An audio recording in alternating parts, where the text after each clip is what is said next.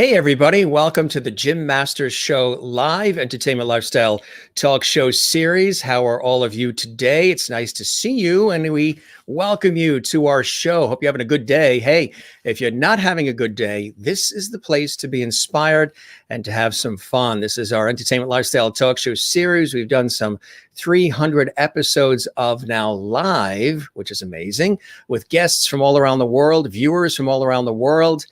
And it's really cool. We always say that this show has levity, and levity is something, again, that just popped up when I was saying that the show is about light, love, and levity. And I slipped up in the summertime and I said love and levity just a little too fast. And then that day forward, the word levity was born, which is really, really cool because I think our world could use a little more levity about now, right?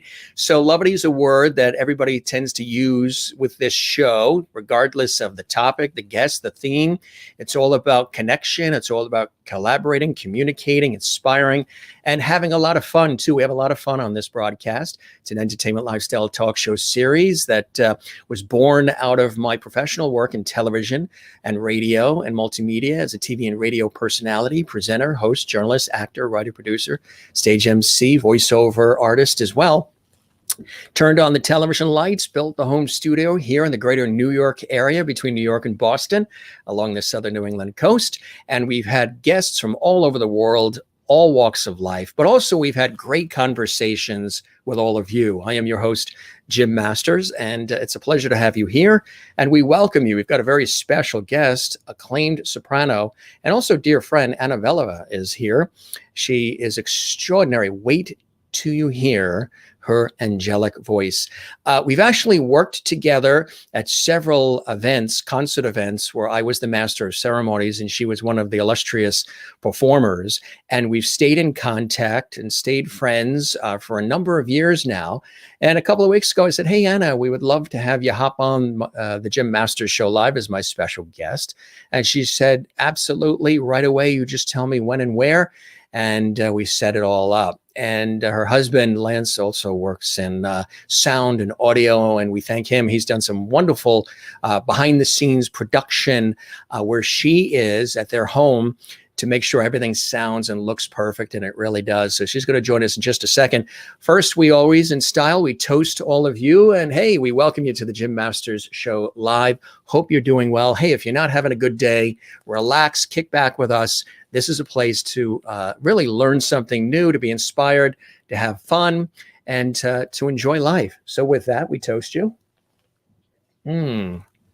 In style, we welcome you to our show. If this is the very first time, we invite you to subscribe to our YouTube channel, Jim Masters TV, where there's many, many, many episodes of our incredible entertainment lifestyle talk show series for you that we do live. And it's just a pleasure. I have so much fun doing these shows. And again, thanks to all of you who have been sharing the links and who have been sharing your love for the show. All the guests that come on, we usually chat, afterwards, emails, calls, things of that nature. And so many of them say, I want to come back on. When can I come back? I enjoy the warmth, the welcome, the levity, the lovity, everything that is inspired by this broadcast. And I think that's really, really cool.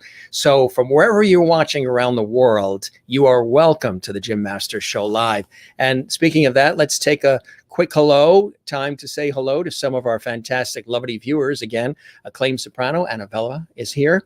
The voice of an angel. Wait till you hear her voice. First time I heard it when I was emceeing a concert in New York, I was just blown away. She's absolutely amazing. And again, she's going to be joining us here on the show in just a second.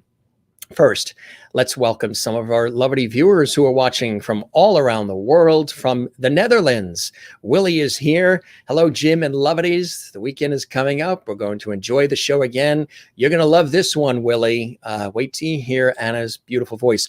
She hails from Bulgaria originally, so she is from Europe, and I know you're in the Netherlands and you love some of the European artists as well. She makes her home in New York here in the United States. Mary Bishop is here. Hello, Jim and lovely friends. Good to see you, Mary, from Florida. And Wozniak is here as well. A very good evening, Jim, and everyone. Wishing all an excellent weekend. Nice to see you, Anne, as well. Christine Clifton is here. Good evening, Jim and Lovedies. Welcome, Soprano Anna Vella, to the show tonight. So thrilled she could join us in Lovedy Hall, as we call it. Excited to hear the conversation. And she's going to be performing several songs for you live, and it's going to be amazing. Plus, we have videos of her performing extraordinary performances and photos and great conversation and so much more. But she's going to perform live. You know, sometimes you guys ask, is the guest going to sing? If they do sing, she will be singing, and it's going to be a wonderful treat for all of us. So enjoy, gang. It's good to have you here. Crystal Nolan is here. Hi, Jim and everyone. Happy Friday. I hope you're having a fantastic day. Looking forward to an exciting show with amazing music, entertainment, and levity. Crystal in Connecticut, absolutely. Juanita is watching from South Africa. Juanita, it's nice to see you in South Africa. Welcome to the show once again. Hello, Jim and lovely family. Happy weekend to all. From South Africa, from St. Augustine, Florida, Linda Odell is here. Good evening, Mr. Levity and Levities. Good to see you as well. Thanks for joining us here on the show. Kathleen Walker is here. Hi, Jim. Hope you had a great day. Hi, everyone. Good to see you, Kathleen. And of course, we welcome you as well. And of course, all the viewers are welcoming each other, which I think is cool. Willie in the Netherlands says, Jim, you're again handsome man today. Thank you very much. I appreciate that. Very nice for you to say that, Willie. We appreciate that. Merlin is here from Innerkip, Ontario, Canada. And she goes, hi, Jim and Lovities. And hello to all. Nice to see you, Merlin. Crystal says, cheers. And all these great comments coming up here. Mona says, hi, Jim and all the Lovities. Good to see you. Mona watching in Louisiana. Nice to see you here as well. And Karen Campbell Green, happy birthday to you. Happy 56th birthday. Very nice. What a good way to celebrate with all of us here on the show. We wish you a very happy birthday. And we toast you as well. Happy birthday to you, Karen, watching from Nova Scotia. We'll check in with some of the other comments. Keep them coming. Enjoy the show, which is live. The show is also archived on our YouTube channel. So you'll be able to watch this show again and again. As often as you like. You'll be able to share the link and just have a good time with it. Again, my very special guest is Anna Vella. And if you know her work, then you know how extraordinary she is. An internationally acclaimed opera singer with a master's and postmaster's degree in opera and voice teacher for more than 15 years in New York, including leading master classes in opera and one-on-one vocal coaching. And she has sung with some of the greats. She has performed at some of the most beautiful venues.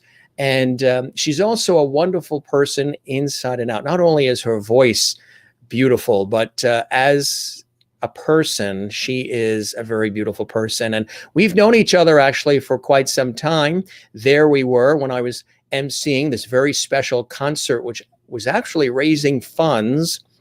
She was one of the illustrious performers. This was in New York, raising funds for earthquake relief for Italy. And it was a brilliant concert, and just really an honor to MC and host that in New York.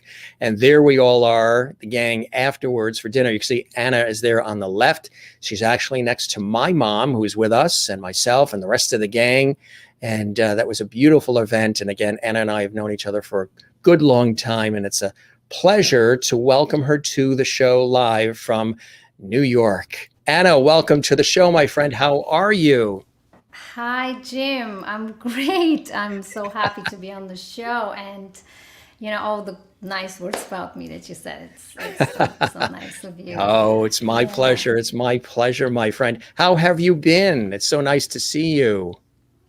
I've been busy, believe it or not. Well, I can't wait for the whole coronavirus restrictions for artists and musicians to be over because I missed the stage. Like we have so many cancellations now, and I'm longing for the stage. I want to be back on stage, but I'm very busy with my daughter, my toddler, Victoria, and with teaching and online concerts and shows and still doing it but I need the stage. That's it.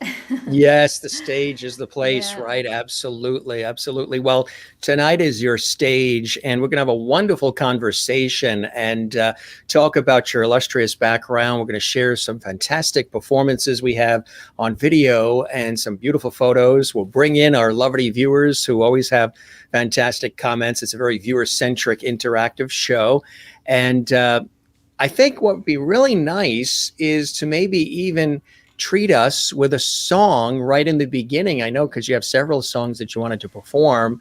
What Oh, would you that's like a great to? idea. Yeah, I think you and I Yeah. were sort of chatting about that. So we're going to Yeah. kick it off with a wonderful song just so our audience can really hear your spectacular voice. And then we have much more music and conversation coming up. What is the first selection that you would like to perform for all of us, Anna? Okay, so I'm gonna perform something that I know people love, and that is going to be O mio bambino caro from the opera Gianni Schicchi by Puccini. Very nice. The wonderful Here we Anna go. Veleva, live from New York. Enjoy, everybody. O mio bambino caro, mi piace bello, bello, vondor in porta rossa, a comperar l'anello. Sì, sì, ci voglio andare.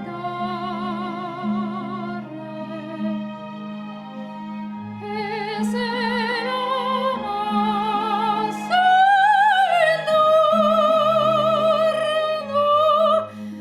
adesso ponte vecchio, ma per buttarmi in arno mi straggo i miei tormento.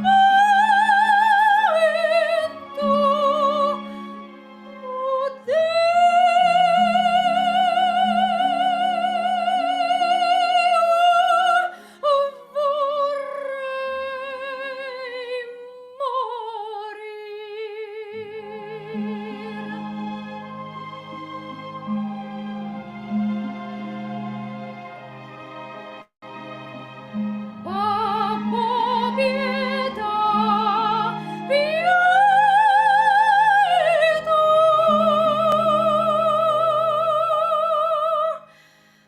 Babbo, pietà,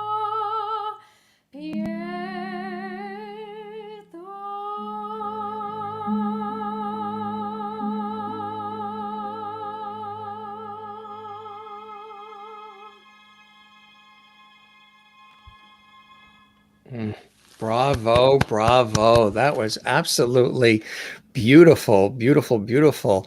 And Thank you. yeah, you're your own producer too, Thank pushing the you. buttons too. Yes, Uh, it's crazy. it's the It's new such a big world. difference. Like you have your iPad and your playlist, and it's so different than being on stage. I mean, It really is. it's the audience is so important for the opera singer. Opera it's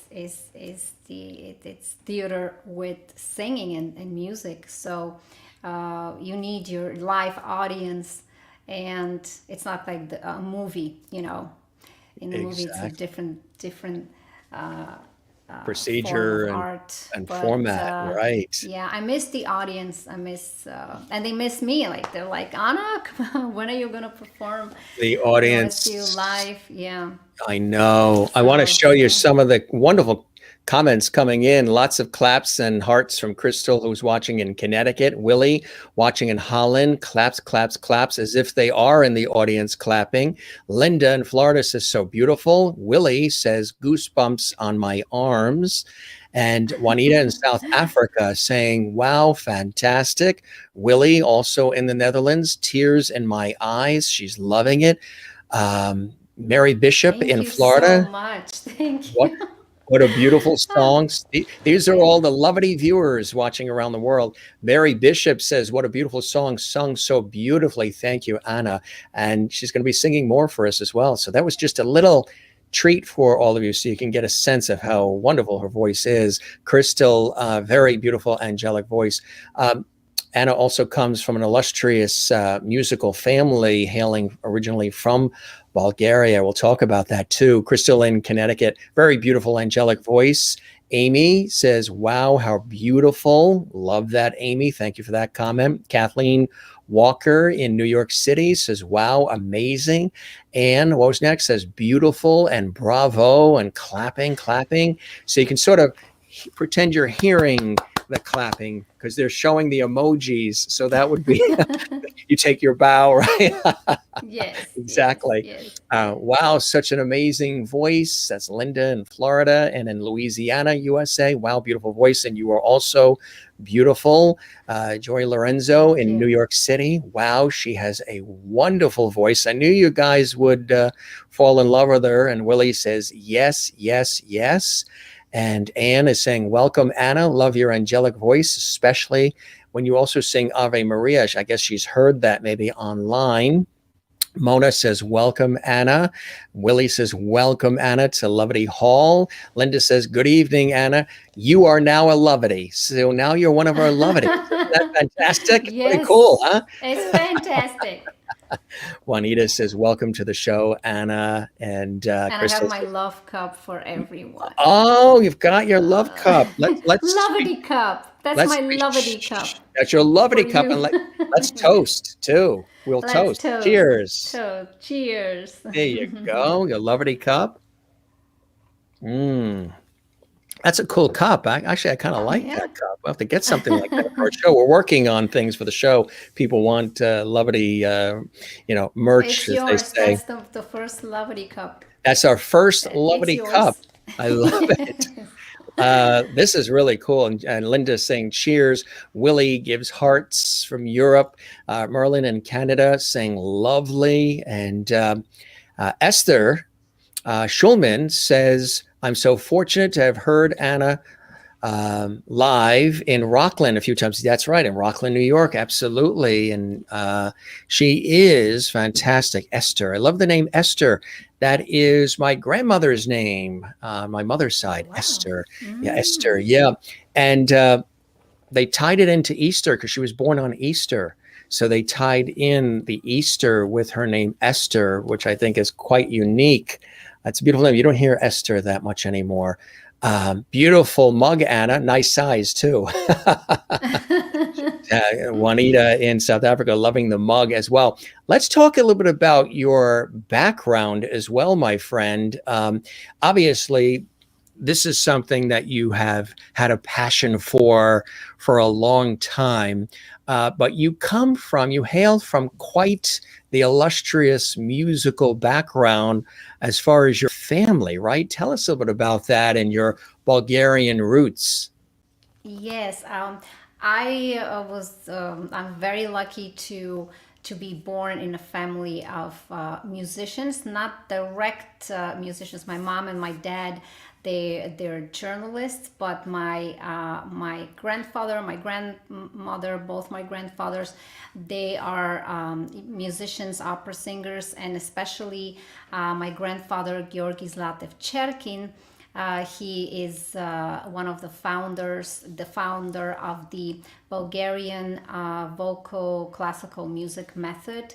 And he studied in Vienna at the Vienna Academy of Music with leading professors at that time, Theo Lehrhammer and Joseph Marx, and brought his experience and knowledge to Bulgaria and developed this unique and amazing vocal method, which works basically for as well, not just only for opera singers, but it works for every kind of singer. So it's a very unique and developed schooling method.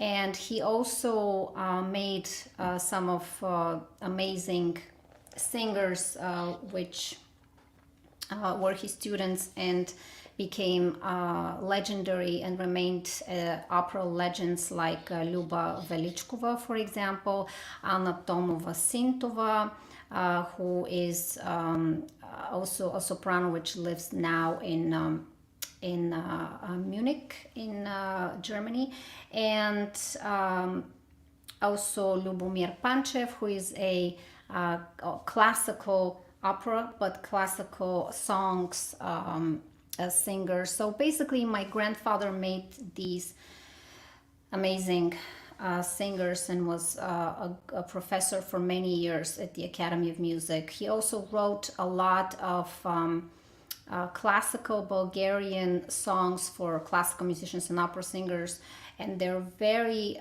interesting because they also he used the Bulgarian folklore in conjunction with classical. So they're very, very unique and beautiful, and actually not only Bulgarians love to sing them, but international singers as well. I was very fortunate to immediately get the right training in singing, because your teacher in whatever art form you're actually doing, you know, for piano, for ballet, for singing, is paramount. It's extremely important. If you don't get the right technique in the beginning, it's not a good thing, because then after that you have to fix it and change it, and it's very difficult. So from that perspective, I'm totally blessed and so happy that I had the opportunity immediately to tap into the best training, and thankfully to actually my uncle, because my grandfather died when I was very little, at 3 years of age. He died at 77.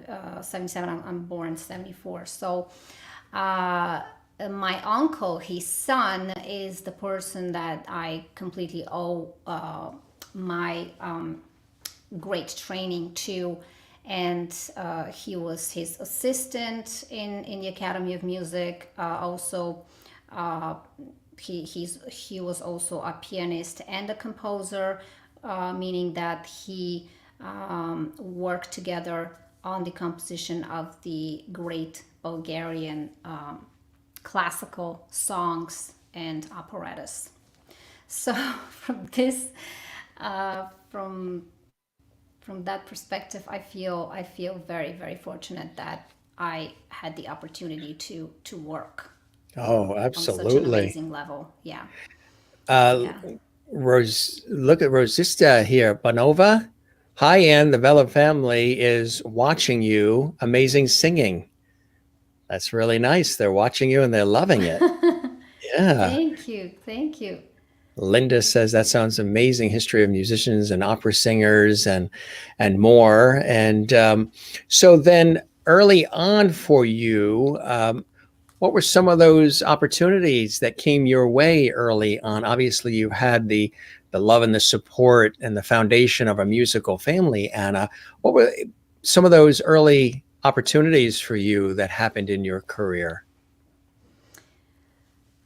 So early opportunities. I think like my immediate family, which is my parents, they wanted me to have actually a more of a traditional job and profession, and I was kind of the person who found my way to the stage, meaning that from when I was a teenager, even way earlier, I sang. I took opportunities, to perform. I was very interested in being on stage, singing, and also very early on when I was in school, I remember that I organized concerts for the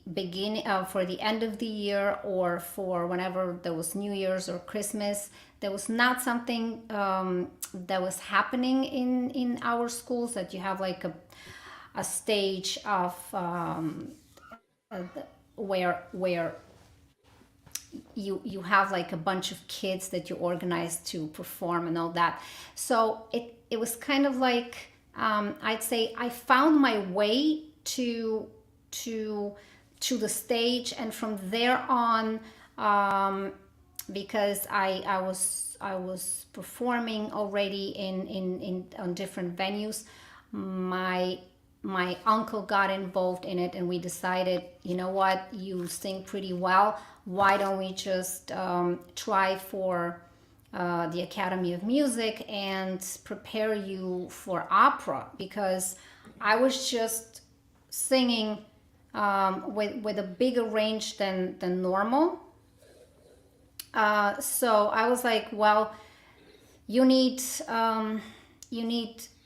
more, vocal capability and range and all that to try for classical, and I was like, I want to try, I want to do it. So we started working on that, and then I prepared for the Academy of Music in Bulgaria, which was at that time, when I was growing up, it was like quite a competitive place Yeah. to be. There were just like 20 people could enter for the year, from the whole country. So the competition was very high, and so this was what was going on kind of early. And then after that, I wanted to expand my career, and usually you have opera singers are kind of like singers of the world. They don't stay just in their home country or one country performing. So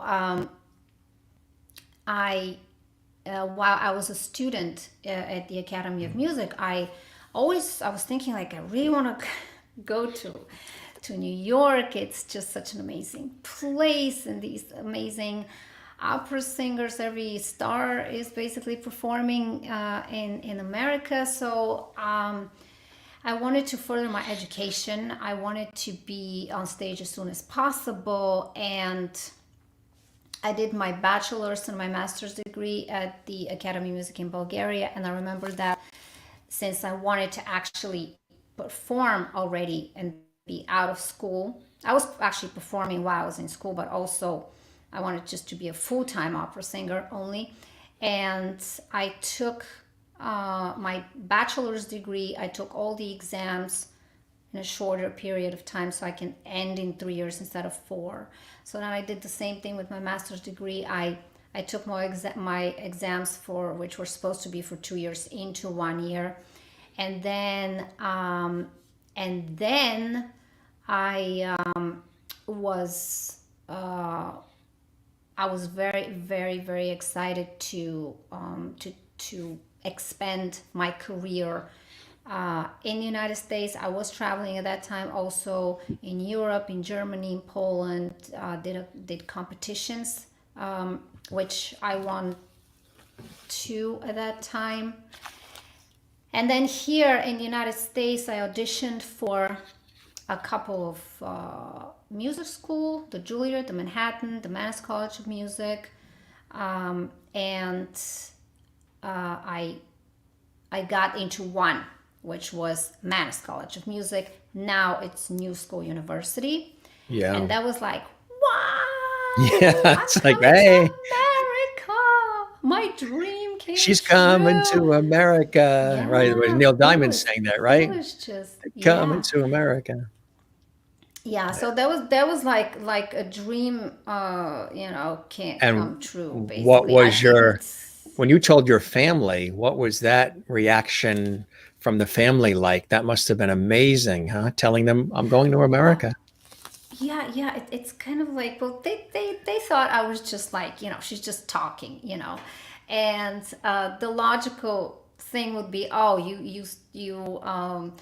you go to Vienna or Germany or Switzerland. That was kind of the usual thing that was happening, and I think I'm a bigger dreamer. I think I just it it it it, it happened. I got lucky. It's I wouldn't say I got lucky, like, but I got lucky in the sense that I wanted to come to New York and establish my career here, and it happened. But it took huge amount of work. When So you came, what was some of the first things that you did? Some of those first productions, projects, opportunities that happened when you came to America? Like you said, it's a lot of work. I know when people, yeah, either are born in yeah. America or come to America, it's not always as easy. It's a land of opportunity, but you have to create the opportunity and work very, very hard to maintain the opportunities. So when you arrived, what was that experience like, Anna? And what were some of those opportunities that did happen for you early on when you arrived on the shores of America? Yeah. So usually I was when I arrived, I went to I was accepted at the Mannes College of Music, and I went straight to school there. And there was something that surprised me, which I didn't expect, because in Bulgaria and in Europe as a whole, it works a little bit different. Like if you're in the Academy of Music in Bulgaria, for example, and if you want to be auditioning for agents, or you want to go to auditions and do working jobs as a as the next step, or competitions, or miss some school, subjects. Let's say you don't go to school for a whole week because you have to do a competition. This was not a common thing here, and I was like, really? I cannot Right. have a contract with an agent when I'm in school? Most agents would say, like, you gotta finish your school first, Got to get the school and done. then, yeah, and then we can sign a contract with you. Or I had a very funny situation where I was auditioning again. It was for a singing competition, and the teacher said, you know what, if you don't come for a second time, you're gonna get an F. And I said, fine, I'll get it, but I'm gonna go to and do my competition. Isn't it And funny that the word fine starts with F? yeah. So basically, these were kind of a little bit things that I did not expect. Right. Other than that, I'm early opportunities. For example, we had like amazing singers, opera stars come to Mannes College of Music for the to give master classes, and I was very fortunate that I was chosen, because not every singer gets to perform at these Right. master classes. And this is how I met Renato Scotto, who is completely my idol in soprano world. I absolutely love the way she performs, the way she sings. And this was an earlier opportunity. What else? Early. How do you describe your Then style too? How do you describe your particular style, Anna? my style, I'm a bel canto singer, which means I sing the lyric repertoire. Early on, I was singing the high coloratura repertoire. I still do, but now I have also my voice changed and matured more. So I also gravitate now towards the dramatic lyric repertoire. I describe myself as singer like I have high standards, and I believe that's a good thing, because when you have high standards, then you give a great performance as well. So I need the diction. I want to hear when a singer sings I want to understand every word. Still the voice to be there. That's what I require from myself. Also be perfect in your be very truthful to the composer. Definitely be a great actor, and I guess that's how I describe myself as a singer. I'm very dedicated to all the details and all the levels of what an opera singer should do.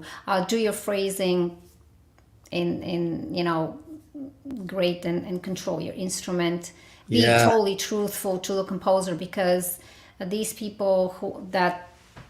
geniuses that created these amazing works, which already proved through time to be still interesting and very, very valuable. They have it all. Like you're the instrument. You as a singer are the person that is communicating the great art to the audience. So you should take this job very seriously. Well, one of the great anthems, of course, is the American national anthem.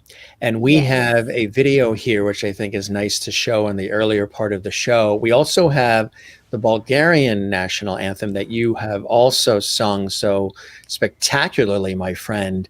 I want to show the video of the American national anthem. It really is spectacular, because we have a lot of wonderful things to show. And then we'll come back and we'll talk a little bit about that. Enjoy, everybody. This is the one and only Anna Vella doing her thing with the incredible American national anthem. I don't think you've ever heard it done like this. Enjoy. Enjoy, everybody.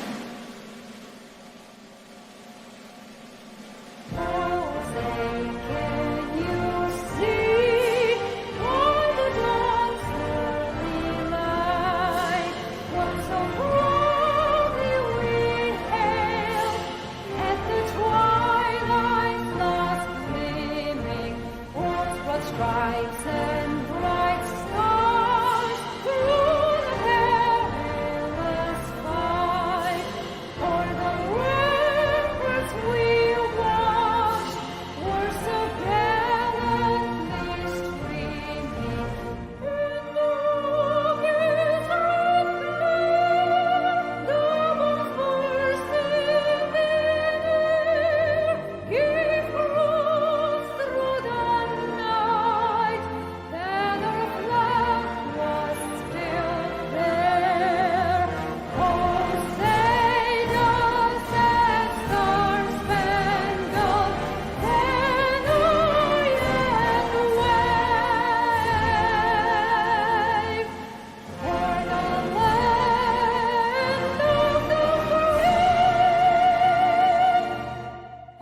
the home of the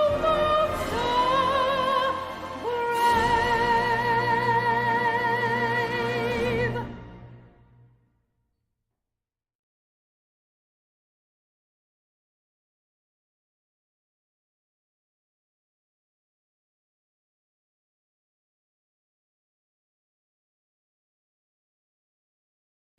Absolutely spectacular. I think you need to sing at the next Super Bowl. That really. That's a great idea. That's a great idea. I mean, Gotta talk to the right people. To the right people. We'll get those phone calls in. this is one of the things that I noticed about you, because we've had these conversations with some of the guests. You talked about, striving for perfection, striving for excellence. I do that as well. I've always done it in everything I've done on television, radio, stage, whatever it may be. I'm always striving for the best, try to be the best, even when things get crazy and things go wrong, which can happen. Technology, anything can happen. Somebody could fall ill, whatever it is. It's what you bring to the game. It's the A game that you bring, and you try to inspire people and bring joy to people's lives and blessing while you're doing it.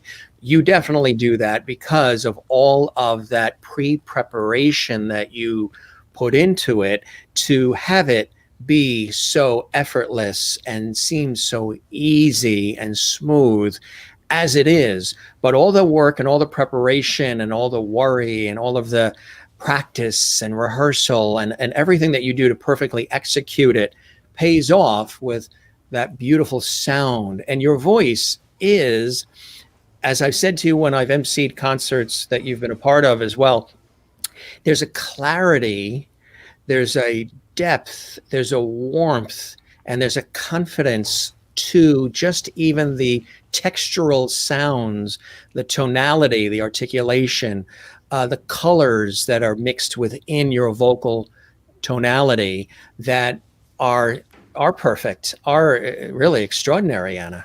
Thank you. I know. You're Thank blushing you. now. I've got you Such blushing, nice right? words. Yes, Oh, it's yes, my pleasure. yes. Now you did that. That's the American national anthem, and again, my friend, you knocked it out of the park. Really beautiful. But you did that for a very special reason, celebrating the heroes and the first responders and more. Right? It was very beautiful to do that. Yeah. That was it was so important for me to do it, and it was like it's such an amazing job that they did, and they're still doing, risking your life to save other people, and it's just I wanted to do something to make them stronger, because the national anthem is such a great music. Everybody knows it, connects to it. I wanted to perform it in a way to give my voice to them in support, and really it meant so much to me. And also it's just the times are so hard. It was also meant for people, for everyone that is at home, for everyone that doesn't have the chance to work, because when you work for society, you work for yourself, but also for others. We need the connection, the human connection. We need to do things for each other, to be validated by others. It was for everybody, just to give you strength. It just to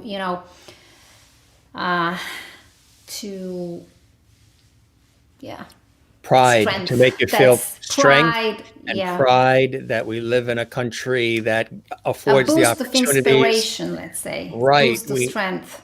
And it's beautifully done. I just want, again, I'm a very viewer centric person, working with the viewers and the listeners, and my work on television, radio, and with this show too. And beautiful voice. We saw you a few times at the Lafayette Theater, Suffolk, New York. I was there. That's Anna Maria. You know Anna Maria, right? That's Yes. so great. Yes. Hi. Thanks for joining us, Anna Maria. I hope you and Mike are doing well. And they were there with us when we were doing the concerts. Yes, And that's so wonderful. and I hope you're doing well, Anna Maria. Thanks for joining us. Esther is here again. She says, "We love you, Anna. You're a wonderful person. Looking forward to seeing you live again in Rockland," which is located in New York, Rockland County. Linda in Florida says, "You have such a beautiful voice." I agree. Merlin in Canada says, "Absolutely beautiful." Austin Field says, "This is a beautiful singing of the national anthem." I agree. Austin. Esther says, "Anna, your voice is magnificent and so deeply moving." Juanita says, "Lovely." She's in South Africa. Crystal in Connecticut, "Truly amazing. Thank you, Anna." I agree. Amy says, and I see what she's saying with this comment, and it's so true. She says, "Incredible. Sung as if it was written specifically for Anna."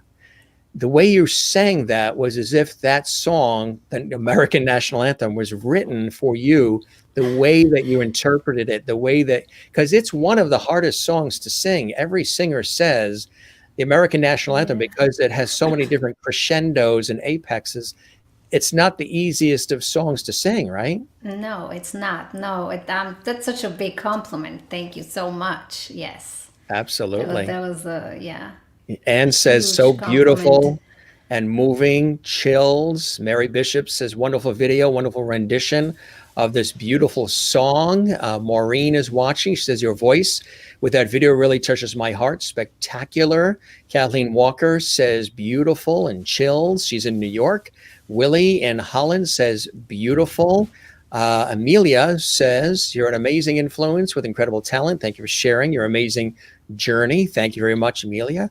Austin Field says, another great show. Thank you very much. I appreciate that as well. And now that you heard the American national anthem, lovely viewers watching all around the world, we welcome you on the Jim Masters Show Live. Here is Anna doing her native Bulgarian national anthem. We'll play this for you. Enjoy. It's a beauty. And then we'll come back and talk about that. Enjoy that. This is done by Anna Vella.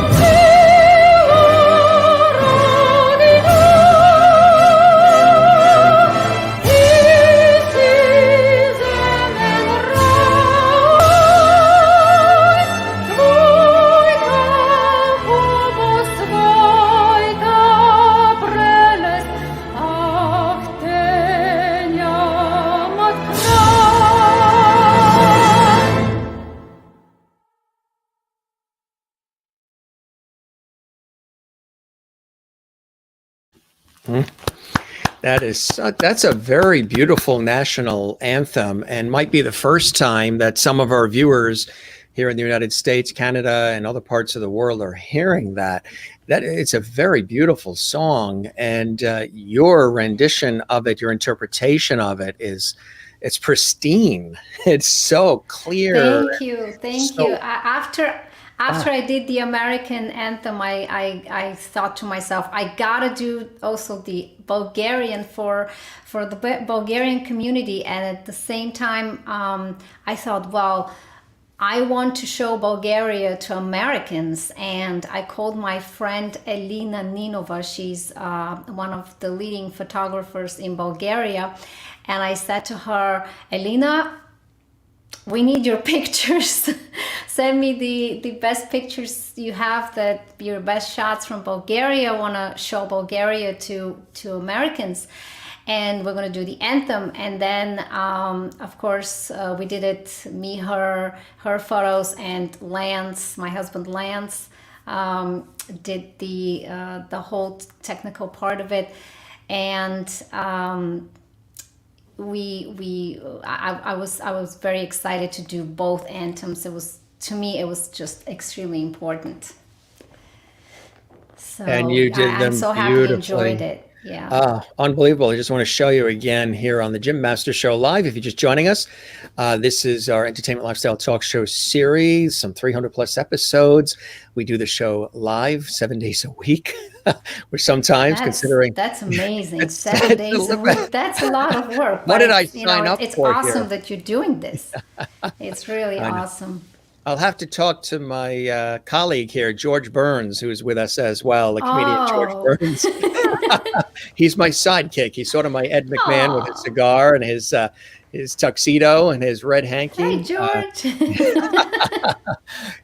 Yeah, and then as you know, I work in television and radio and multimedia and stage and everything. So I juggle that life during the day with this evening show. And sometimes, like I mentioned, if you were in Bulgaria, we would probably be doing this earlier in the afternoon, like on a weekend. We have a lot of European and other guests, Australia. And matter of fact, the guests we have coming on Sunday are, I think, from Ireland and Australia. And so we're adjusting the time earlier. We're going to do it at 3:00 our time. So it's like 7 or 8 in Ireland. So it's a lot easier for their viewers and for more people to participate and to comment as well, since we do the show live. I want to show you some of the lovely comments. Wow, goosebumps again. What a beautiful anthem. And that's from Merlin in Canada watching. And Cheryl Fair says, watching from Salem, New Hampshire. Good to watch you watching us in New England. Cheryl, tell your friends about the Jim Masters Show Live. We love that. And anybody watching on our YouTube channel, we would love it if you subscribe to our channel, Jim Masters TV, and binge watch all the past episodes. You'll enjoy. We have an extraordinary array of entertainment, inspiring conversation, and so much more with amazing guests too, and our lovely viewers. And Maria says, beautiful rendition and beautiful images as well. I agree. Juanita in South Africa. Beautiful and lovely scenery. I'll have to send you our anthem. She is in South Africa, so she'll send along the South African anthem.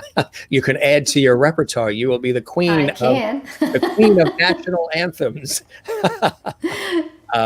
Canada has a beautiful one too, and of course England. Crystal Nolan says magnificent. Cheryl Fair says powerful. Ann Wozniak, hearts and claps. Is there another song that you'd like to grace us with live while we take a look at, in case you want to set up the music, we'll take a look at these great comments. Yeah. Okay. And I'll keep reading these off while you're doing that. Amy says, beautiful. Linda in Florida says, wow, wow, incredible. Willie has bravo and claps from the Netherlands, from Holland. Mary Bishop, wow, magnificent video, magnificent voice. And Rosista says, Aunt Annie, is this your family maybe? Aunt Annie, we were crying from joy. So beautiful. Your cousins in LA, Sophia. And oh my God. They're watching. They're watching. That's who they are. So Banova. great. Yeah. Hi. Yes, they're my nieces, my cousin Živko and Rossi, and their 3 kids. And where are they watching from? And they're what? Are they in Los Angeles? It says LA. They're Are in they in Los Angeles? Yes. Los yes, Angeles. in LA. Fantastic. Yeah. Welcome from Los Angeles. Nice to have you here, and subscribe to our YouTube channel. We would love it. Cool. What is the next song that you'd like to? Next, I'm going to sing La Bohème. La Bohème is one of the favorite, again, of the audience, and the most performed opera. So let me do the Musette's Waltz from Puccini's La Bohème. Once again on the Jim Master Show Live, Anna Vella. Enjoy.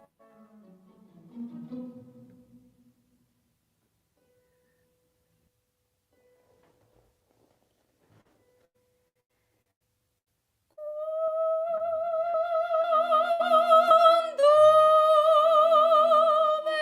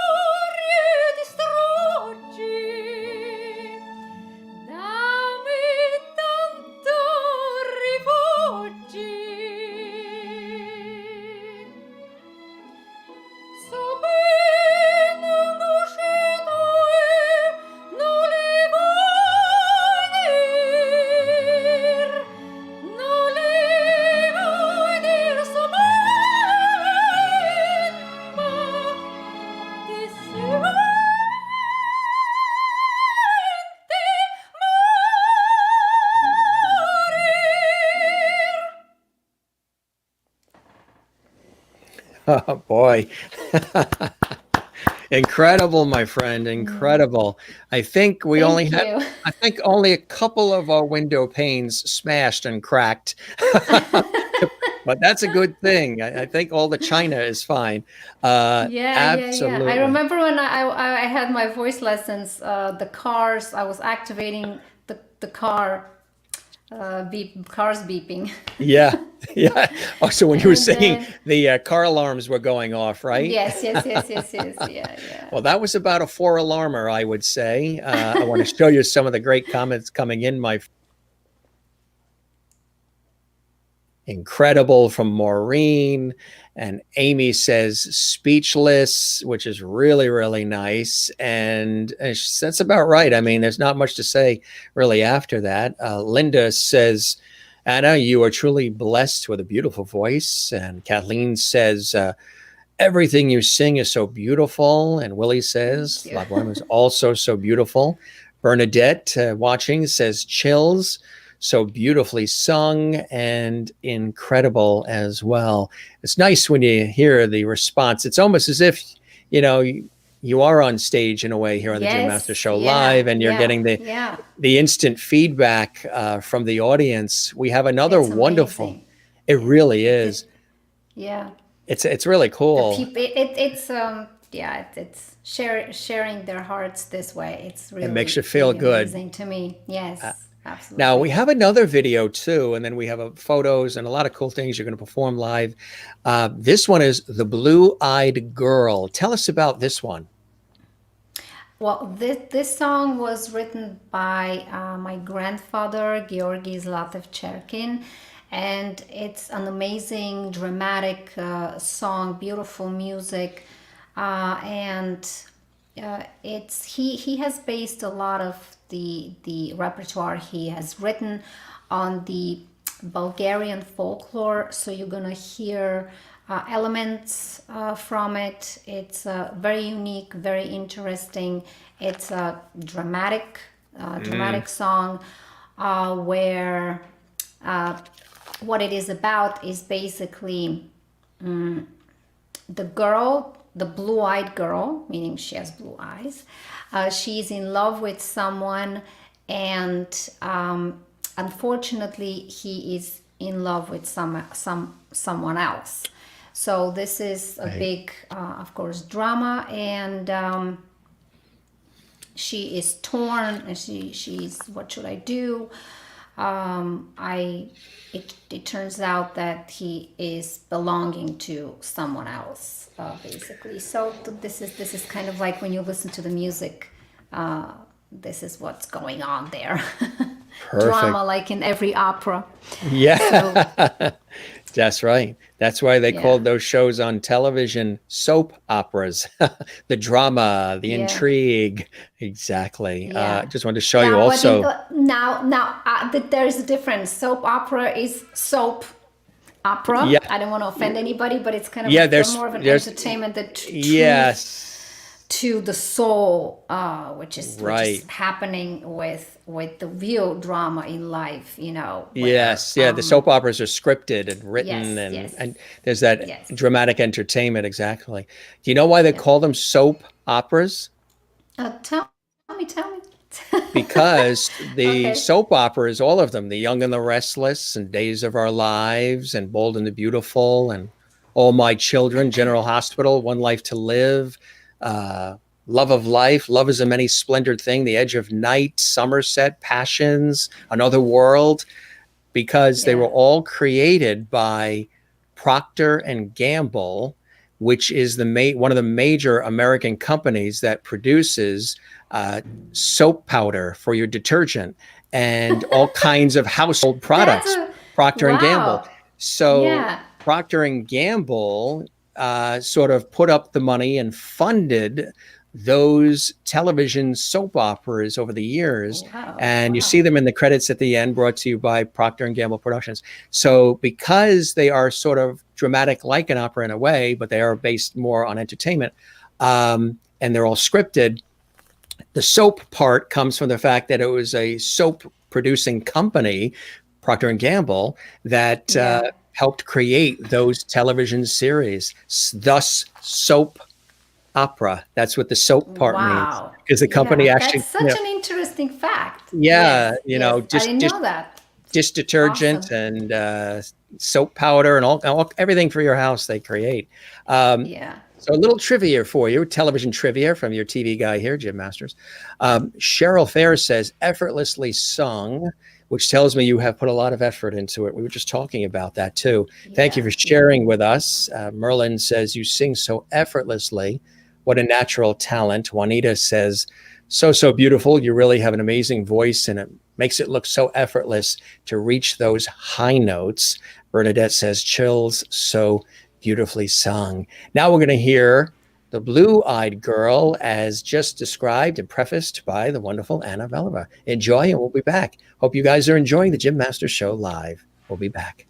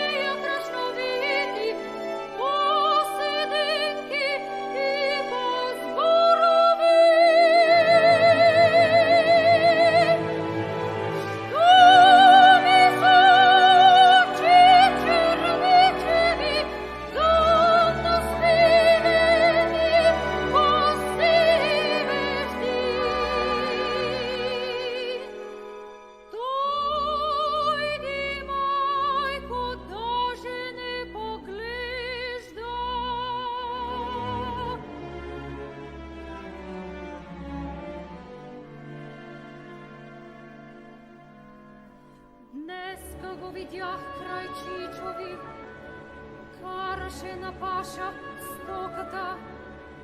Беше му лицето восък бледно, ни ми проговори, ни погледна. И разбрах тогава аз Соprano, той обича сине оката. Тихо спущи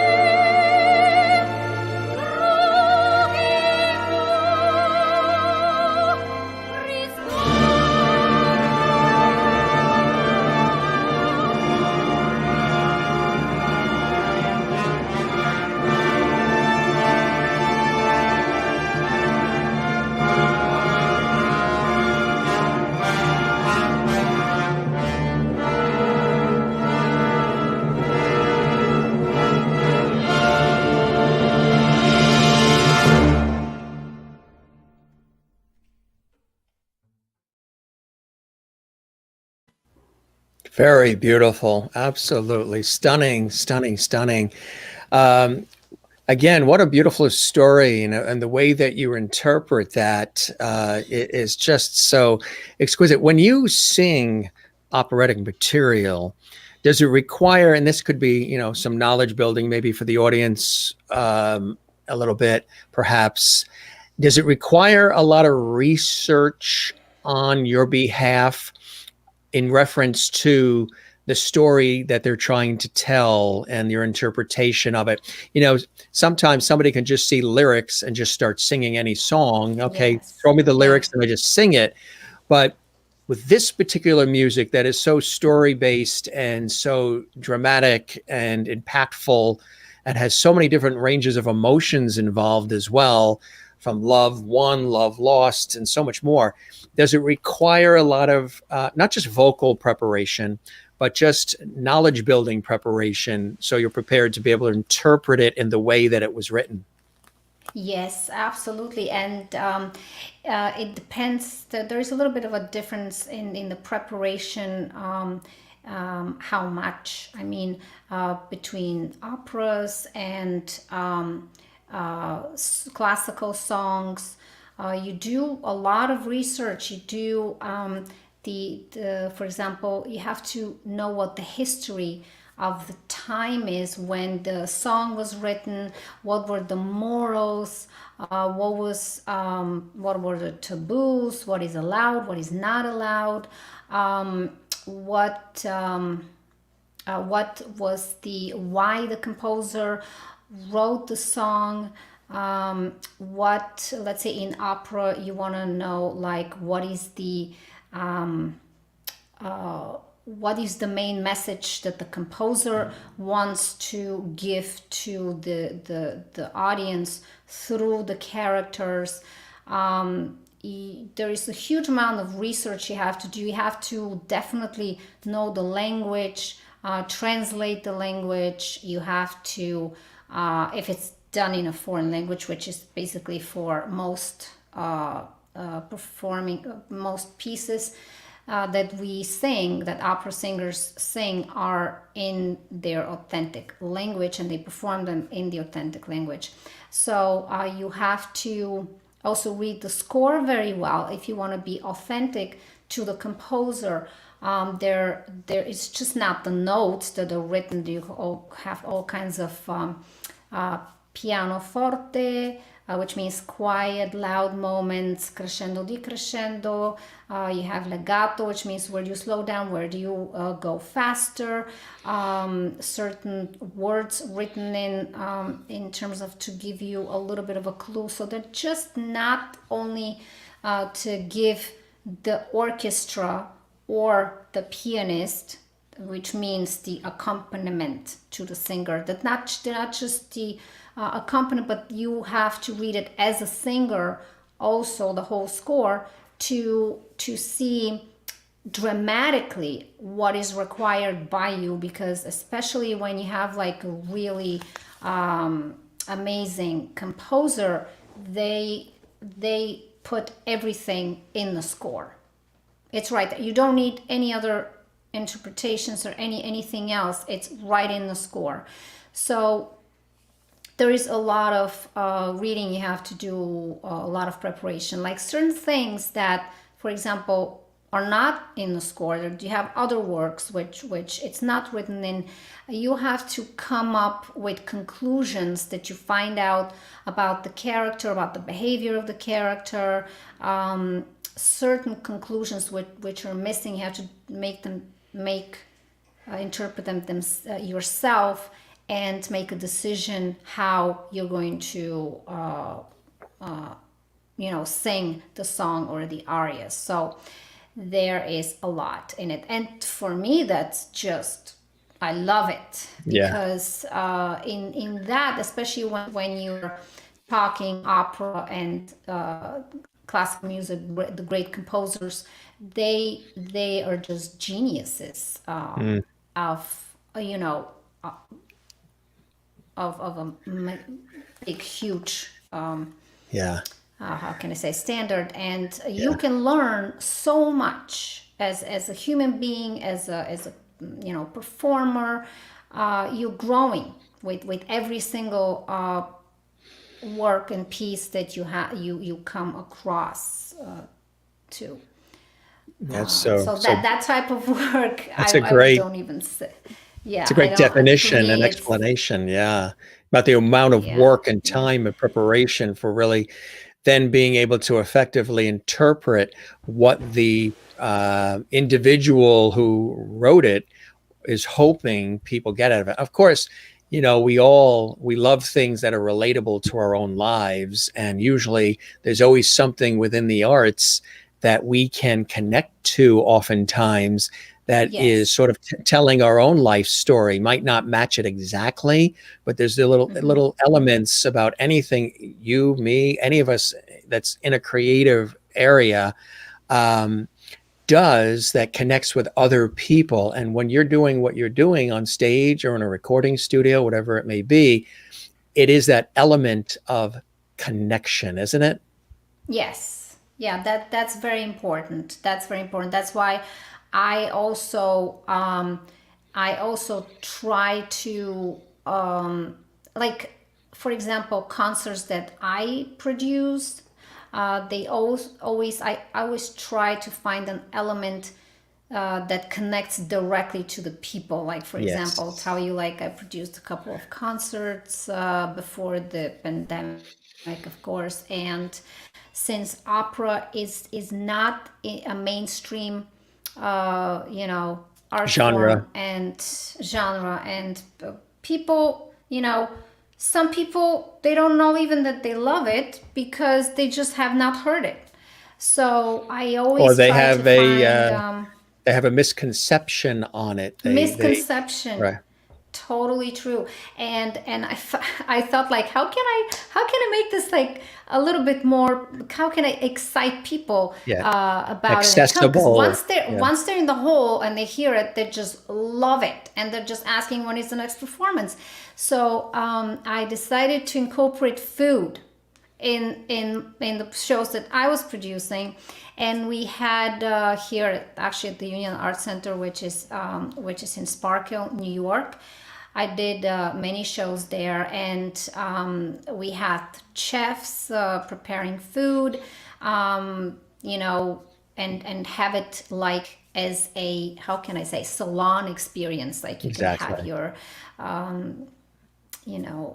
picks of food in the beginning before the concert starts, then in the intermission, then later. So we had this going on. And other than that, like, I can see from, let's say, public performances, which, because I do very various types of performances, the opera stage, the concert halls and stages, which are the traditional, also, let's say, street fairs. Sometimes, like, the towns invite me to different events of theirs. And I see that usually at events like this, it's just for the public, it's for the public. And people are really amazed and really love opera when they hear it. So Well, it's more about, like, I started thinking, you know what, you just gotta have opera at these, at yeah, these type of functions. events as well. Yeah, Well, because look what it Merlin really, says. Bravo, new appreciation for opera clapping based on what she's hearing as far as your material. She's up in Canada. She has a newfound appreciation as of tonight, watching us together that's for amazing. opera. So you've won her Yeah. over. Yeah. Thank you. That's amazing. I'm happy. Very happy. Thank you. Yeah. Absolutely, absolutely. Yeah. We have another, and you're going to sing more for us too. Before we do that, and there's much more music coming up, I want people to also realize there's another side to Anna. And before, you and I were talking before we went live on the air, we had similar paths in terms of going into performance and the arts and communication, or going into the ability to do beautiful drawings. I studied architecture and design and mechanical drawing and all of that, and had the desire to go into architecture, and I still love architecture, but was always ever the journalist, ever the host, ever the broadcaster, ever the entertainer. You too had that choice and that path to go down, and because you're also a wonderful artist as well. And I want to show the audience some of the early artwork, and maybe you can tell us a little bit about it as we show it. We'll start with this one here. That's beautiful. Thank you. This is my grandmother, Baba Zhechka, and I wanted to be at that time, I was probably about 12 years old. It's stunning. The 13. detail is perfection. Yeah, that's our furniture that we actually still have back in Bulgaria. It's the painting is not finished, but basically I wanted to prepare. I was preparing for the Academy of Fine Arts in Bulgaria, and I was very actively preparing, and I wanted to be a professional painter and designer, and I had to draw these drawings for my exams and for my teachers and everything. And I at the same time I was also performing and started singing professionally and all that.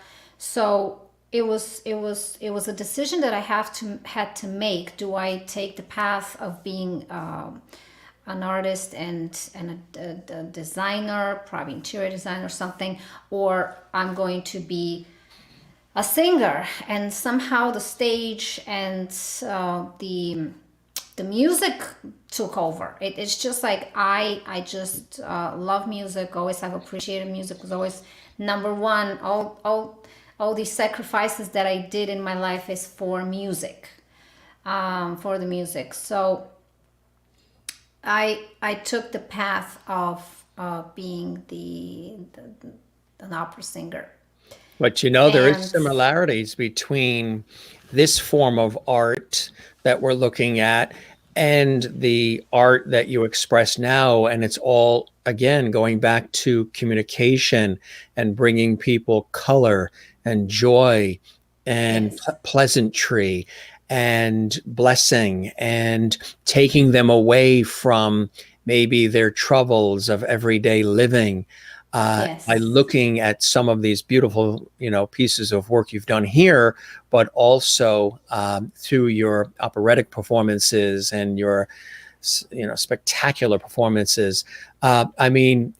She's very versatile too. She's got pop songs on iTunes as well. Yes. Absolutely. So she's very versatile. She was versatile with her drawings. You know why? Because we have the proof here on the Jim Master Show Live. Because she went from drawing this beautiful piece of her grandmother all the way to Bugs Bunny. Yeah, now that's variety. I love Bugs Bunny. Yes, I love Bugs Bunny, and I had to draw Bugs Bunny. So yeah. That's cool. I mean, you did a fantastic job. Don't ever, give up on this. I'll go back to it. Right. Yes, I will. Right. 100%. Yeah. I love drawing.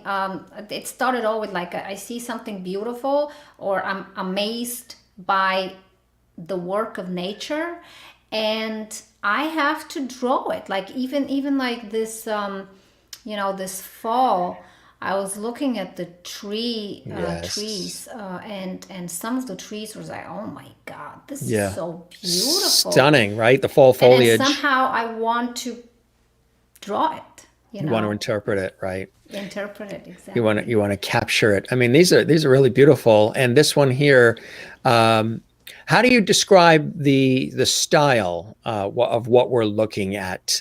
What did you use? Pencil? Tell us about the actual style. Yeah, so this was just one of many that I have, but I just sent this one. I was taking lessons of how you how do you say design, like how are you going to make, for example, a certain design on a t-shirt or on clothing or on fabric in general. And the teachers would give you, for example, do a bird in a square, or you have to do another, for example, you have butterflies in a triangle. How are you going to distribute fish, for example, in a circle form? So you have to come up with your distribution in the form that is given to you, and let's say the the bird or the butterfly or the fish or something else. And basically this is what I did. And you have to also choose the colors. So there were certain rules that I don't remember anymore, but colors that are from the same family could be used, and certain contrasting colors that go with each other. I don't really remember that well from such a long time ago how it was, but it was Beautiful. just, yeah, very special to me. Speaking of special, we have, and there's more music coming up, folks. I just wanted to show folks that Anna and I, again, have known each other for quite some time. And one of those many times, again, was when we were doing something very special, and that was that concert in New York, raising funds for the earthquake in Italy that hit Italy hard a couple of years ago. And there is the audience, our sort of paparazzi there snapping away at all of us on stage. And that was just a beautiful event to be a part of. Wasn't that, to give back like that? Yes, absolutely. Yeah, absolutely. And all the performers and the singers, it was really special. We had, Absolutely. and then we went to dinner afterwards, and we had such a grand time. It was really Yeah. nice. You're there on the left. My mom's there, and I'm there, and Tio and the whole group. Yeah. Really, really was a beautiful, beautiful event. And Mm-hmm. matter of fact, we even have the original poster from that event, and some of the Poster. performers. Wow. Yeah, some. Yay. Yeah, from when the whole gang got together. It was at Yeah. Eastchester, New York, Eastchester. That was really, really nicely Eastchester. done. Yeah. Um, Yeah. so that was great. And I do want to show some other beautiful photos here. Tell us about this. This is Carnegie Hall, right?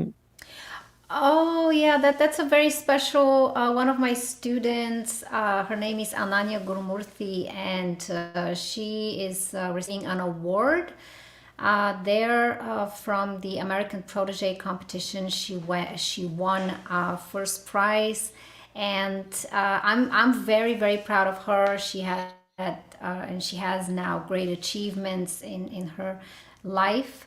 So it's amazing when you teach young kids and adults, young adults, when you teach them, and then they actually get awards, they get jobs in the field.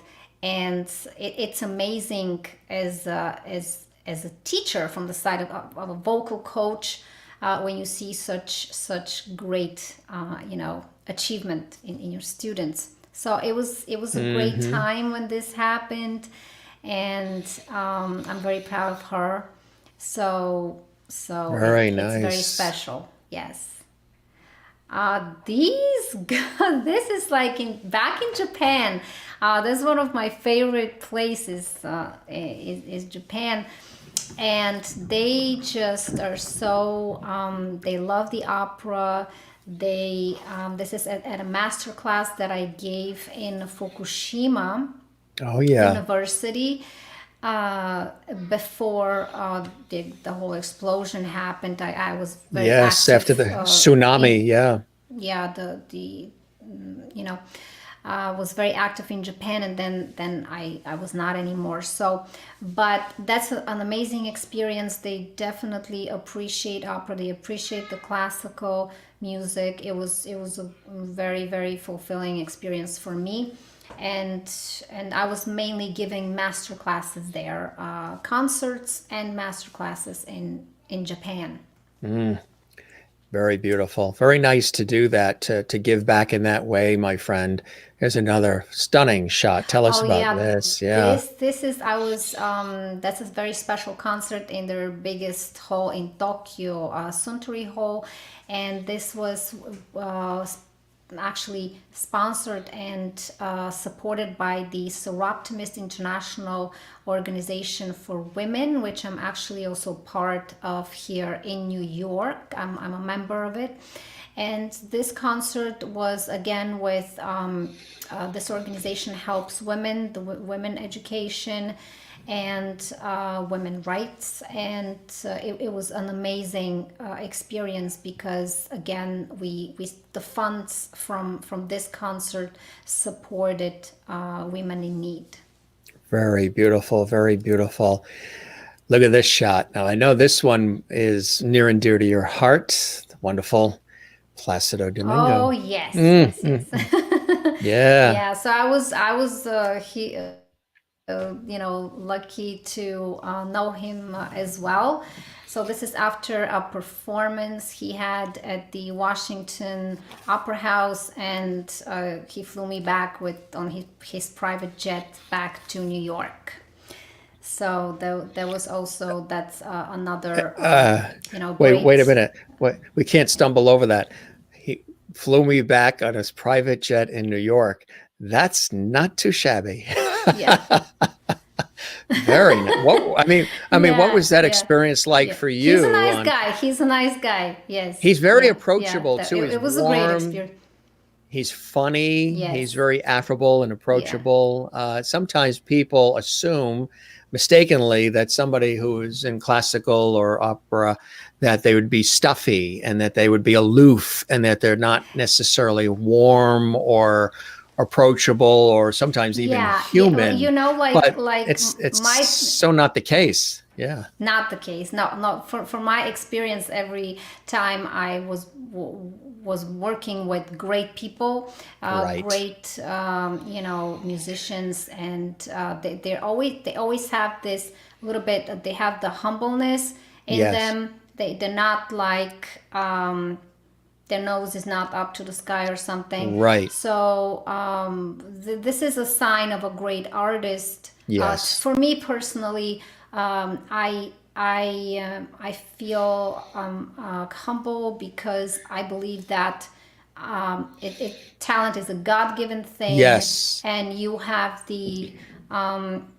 your job is to share it with others. Exactly So right. Beautifully said. so Yes. yeah, and it's kind of, you can't be so proud because it's not enough. You still have to work. You still have to improve. There is always room for that, and it's a shared. God gave it to you, so That's right.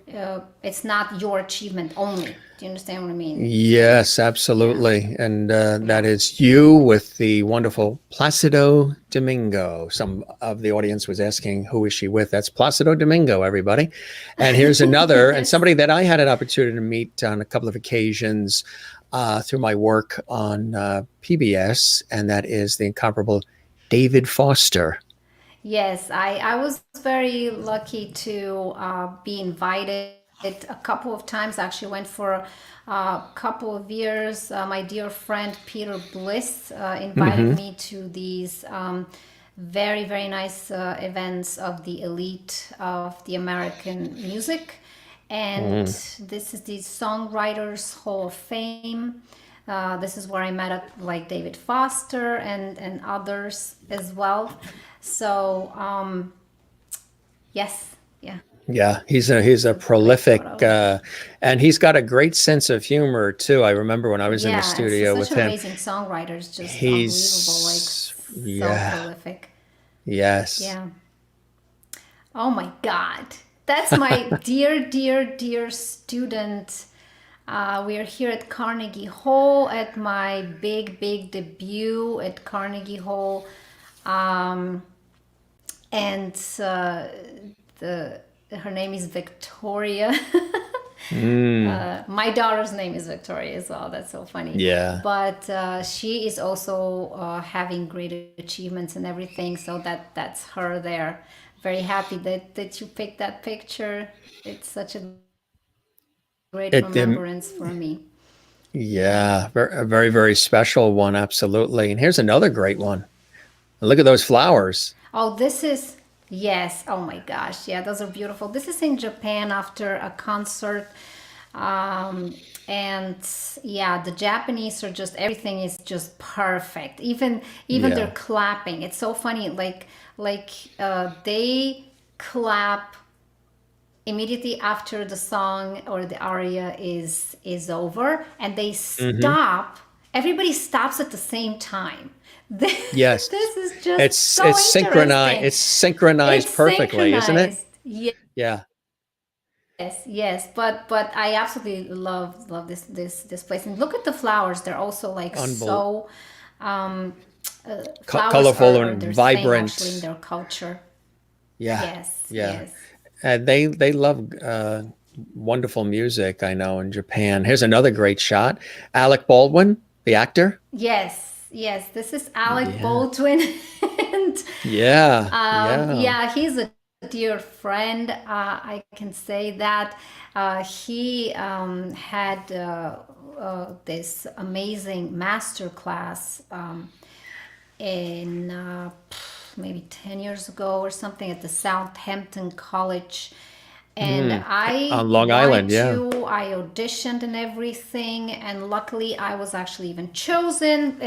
18 people from the whole country, all actors. I was the only opera singer. Oh, So that wow. was like quite, Very cool.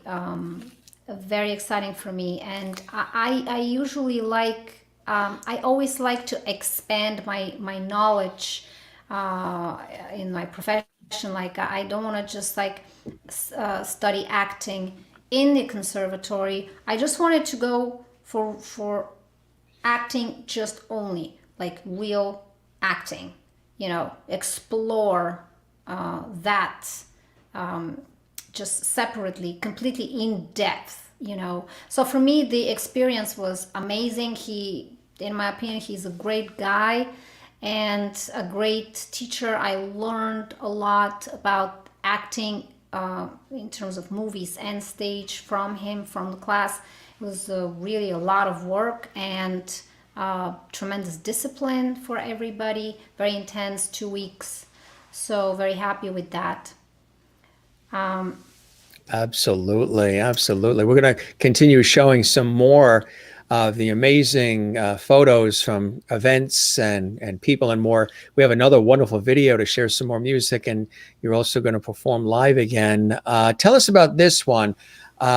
This is it Non T Skodar? Tell us about this. Beautifully set, too, this production.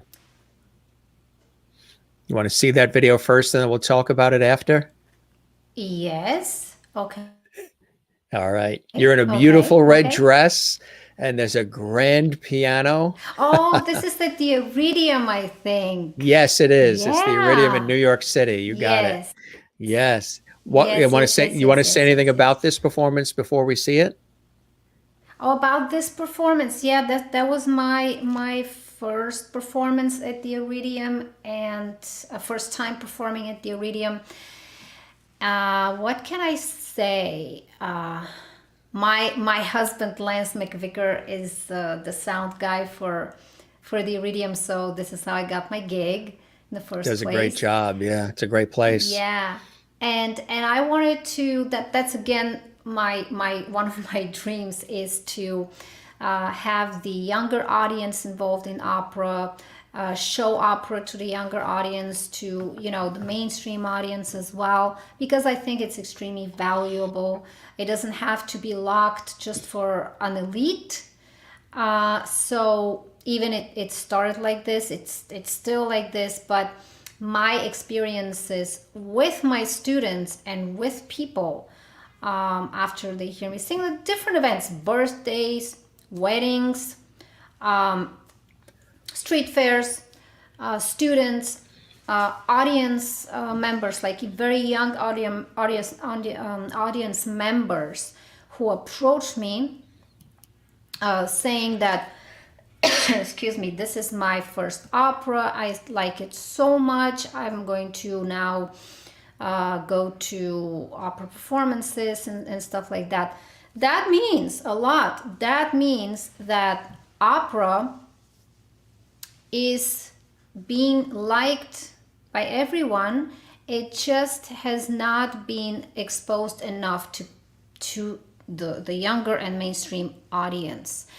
And I think that's a big failure, because this is an amazing art form that people can enjoy, that people can derive a lot of knowledge about themselves, and about the world, from that. It's a music that is in detail closest to the soul of the human being, because and experience of the human being, because of the diversity of the characters, the symphony, the orchestra, the orchestrations, the geniuses of all these composers in the past that wrote these tremendous, valuable pieces and works.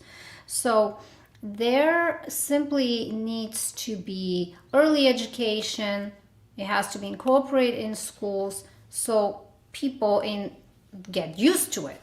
Because you don't get used to it, to something early on, you don't know it. It's foreign. When something seems a little bit foreign to you, just like, I'm not connecting to it. Do you think the language too is part of it, because of most of it, or a lot of it, is not sung necessarily in the universal English, so that makes somebody step back a little bit? Oh, that's in Italian or another language, so they automatically say, oh, I don't understand, or what have you? Yeah, well, the first thing, it's probably, it should be just an excuse. It should be just an excuse. It's not a problem that the language is not understood, because you have subtitles that are written. You go to the opera house, you go to the Met, or Right.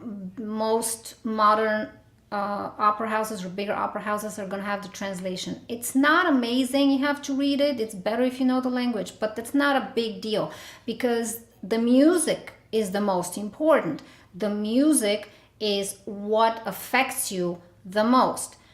What you have to do, if you're just someone that goes to the opera for the first time, is you have to read in advance what is the opera about. Because most people who are fans of the opera, or who know opera from their early age, they know what the opera is about. So the first thing is, go on Google, search the opera Aida, and find what is this opera about that you're going to see, basically, if you're going to see Aida. So then it's important to,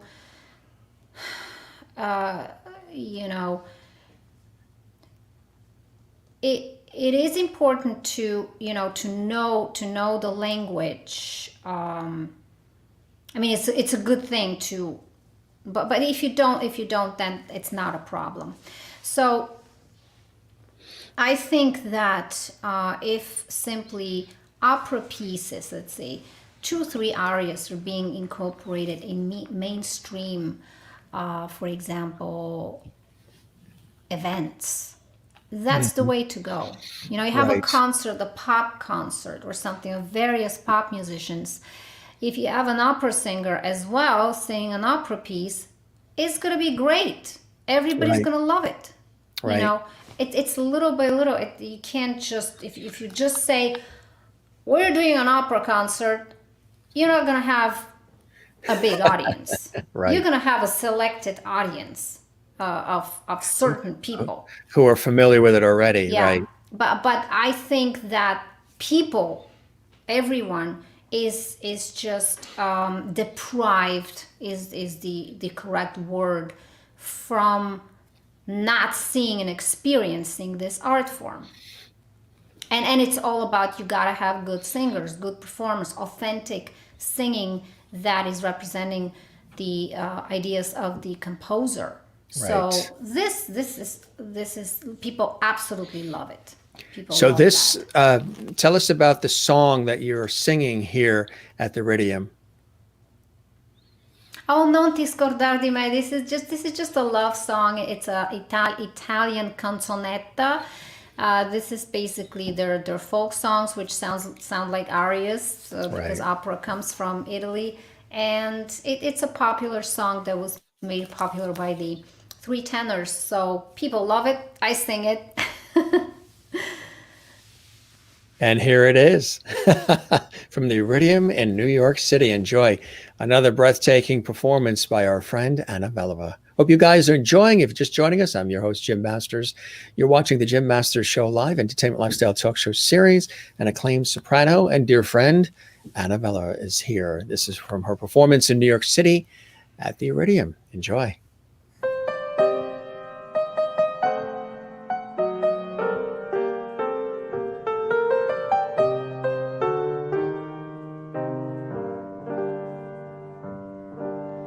Partirono le rondini dal mio paese freddo e senza sole, cercando primavere di vioore,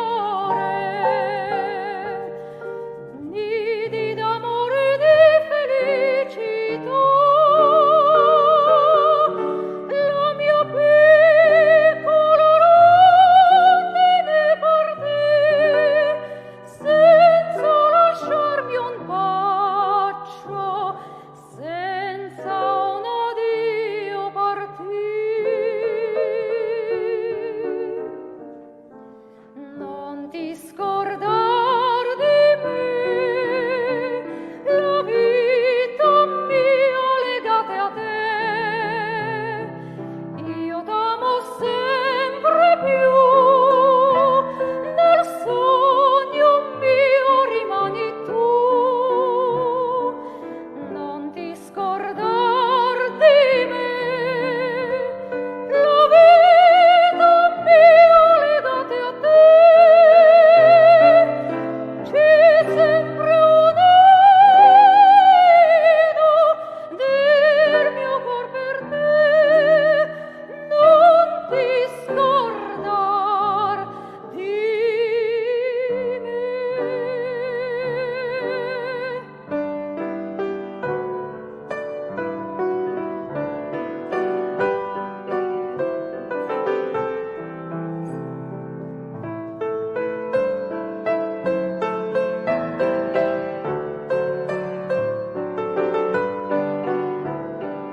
Non ti scordar di me, la vita mia legate a te.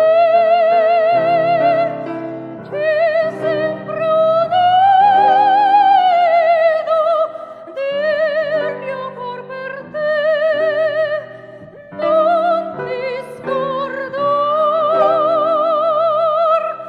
di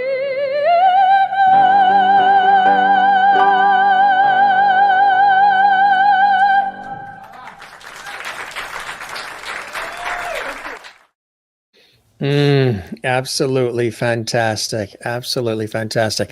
And what was it like performing there that night for you? That was the first time you performed there, huh? Yeah, it was amazing. I really loved it. And it's interesting because as an opera singer, you are not used to microphone. So you're used to just sing, you're not used to microphones and stuff. And that was one of my first experiences with a mic. So singing at the mic, And you did quite well. really nice. And then the fact that so many American legends performed there, that made me very proud to be able to perform at the Iridium. Just cool, honestly. It was a very cool place, very nice. Is there another Yeah. song that you wanted to share with us as well, live, that you had set up for us? Oh, live. Let's see. And while you're doing that, I can tell you some of the comments. Absolutely exquisite from Maureen. And Kathleen says, what a gift you have. Thank you for sharing with us. Juanita says, what a pretty dress. The red dress you had on at the Iridium. Linda in Florida says, breathtakingly beautiful. And all kinds of emojis and flowers and cool things coming in from Willie, watching in Holland. in Netherlands, where it's late into the hour.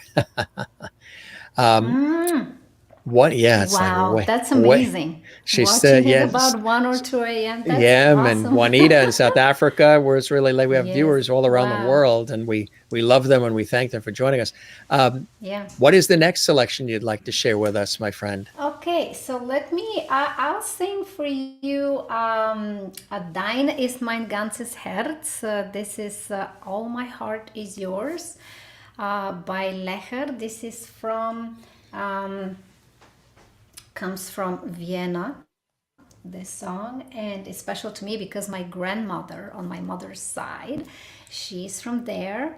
So yeah, that's this is beautiful. from My aunt, the land of smiles. Yeah. Dein ist mein ganzes Herz. My, Usually it's done as a duet. There's a duet. Male, female. But I'm gonna sing it alone. very in tribute to your grandmother, and my aunt Dorith comes from Vienna, Austria as well. So it'll be a celebration of my aunt and your grandmother. Awesome. Here we go.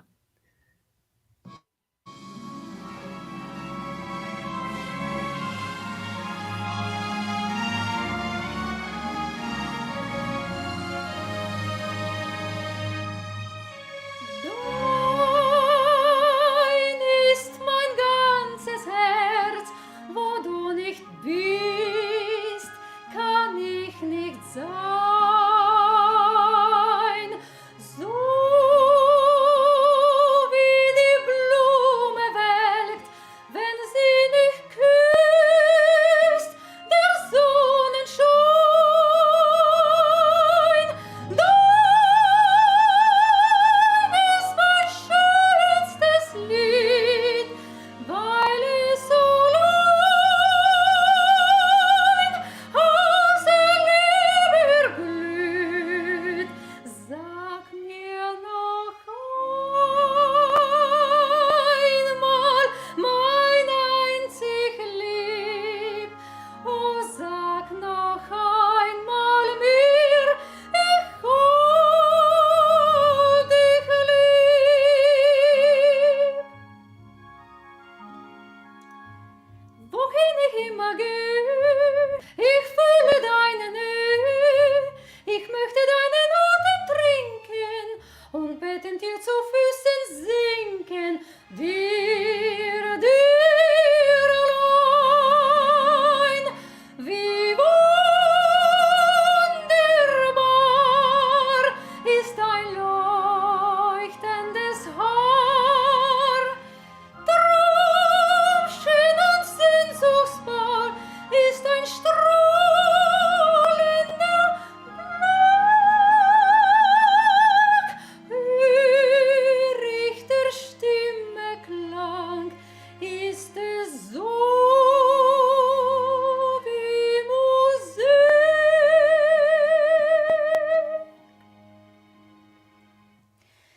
Dein ist mein ganzes Herz, wo du nicht bist, kann ich nicht sein. So wie die Blume welkt, wenn sie nicht küsst, der Sonnenschein. Dein ist mein schönstes Lied, weil es so allein aus der Liebe erglüht. Sag mir noch einmal, mein einzig Lieb. Oh, sag noch einmal mir, ich hab dich lieb.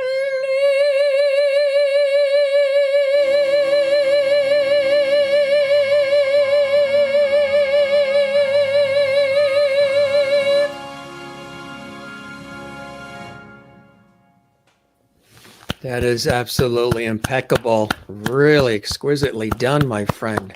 Unbelievable. Thank you. And to be doing it Thank you. there, not necessarily like on a big stage, but doing it there in your home.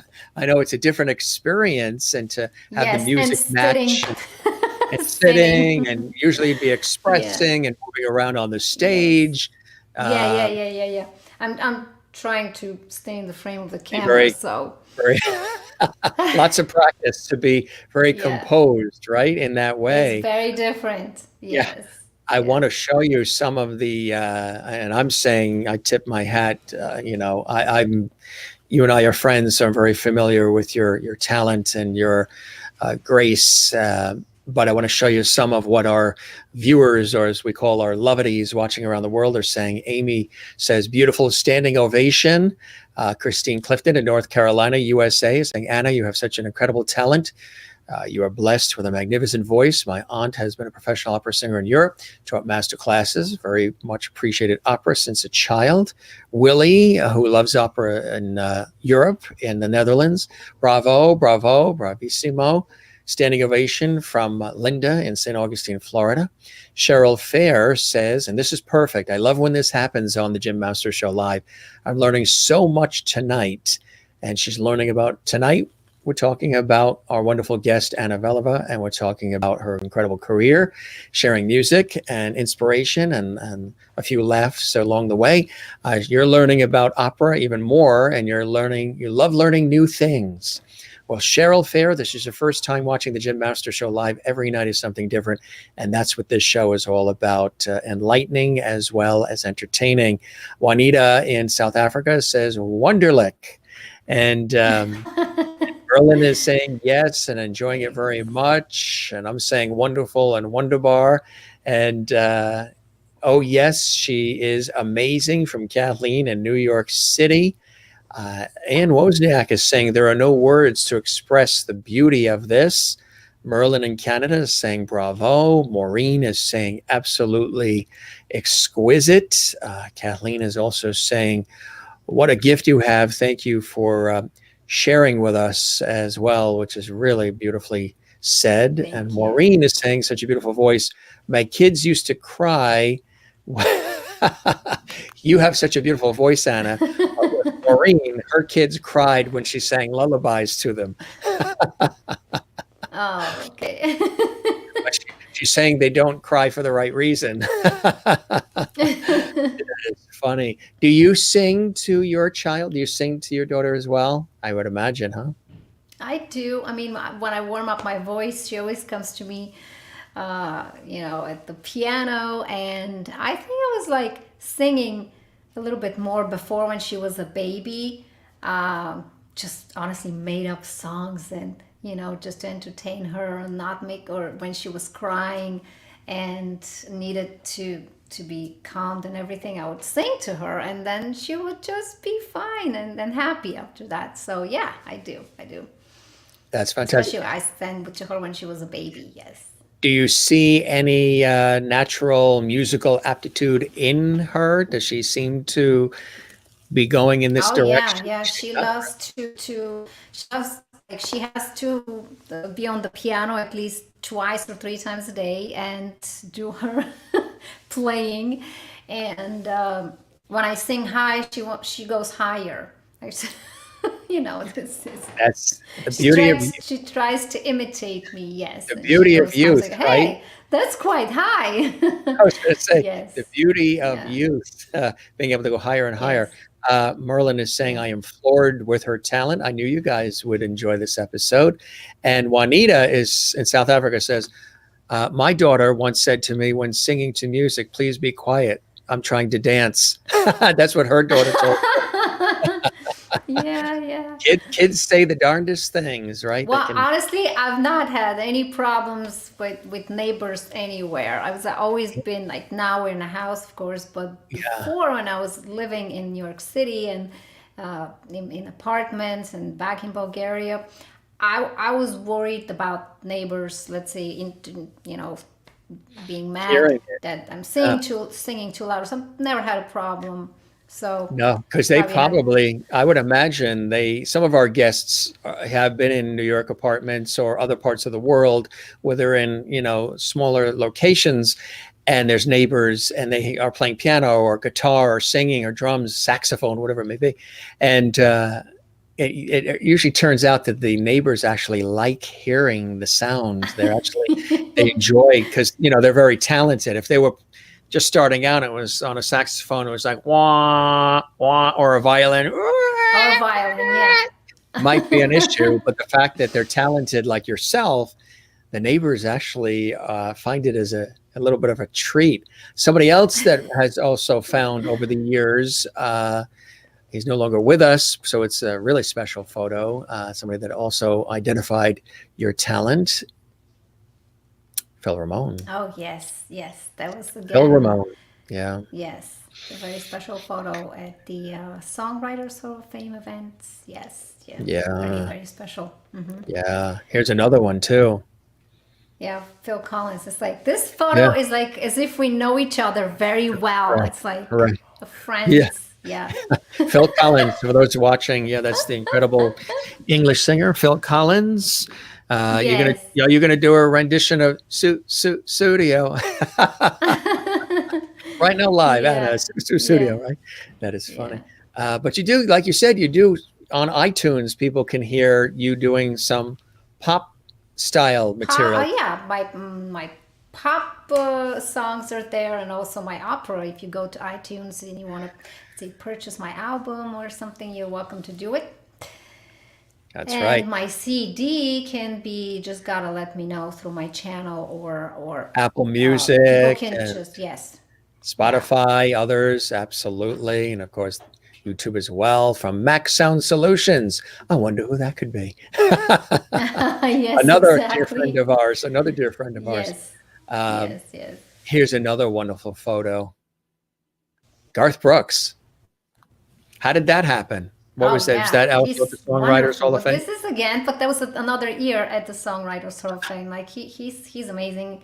I love his music and everything. So very happy to have that picture.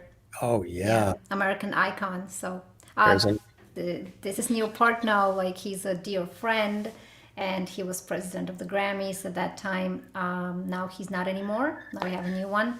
But very, very nice man, and great, musician and everything. And supporter of the arts, absolutely. Support of the arts, exactly. This is after a performance, a gala. This was actually in Bulgaria at the National Palace of Culture, which is one of the biggest in actually the Balkan regions, one of the biggest halls, which seats more than 5,000 people. So it was a big challenge for me. I was a very young singer then. That was my first huge appearance at the Bulgarian National Palace stage, and this is just after the performance, after the New Year's concert. What is it, having had this success and moving to the United States and being, a celebrated performer here? I would imagine when you go back to Bulgaria, either to perform or to see family and friends or to just vacation visit, you must be revered. They must be like, you're from there originally, and that's the home native.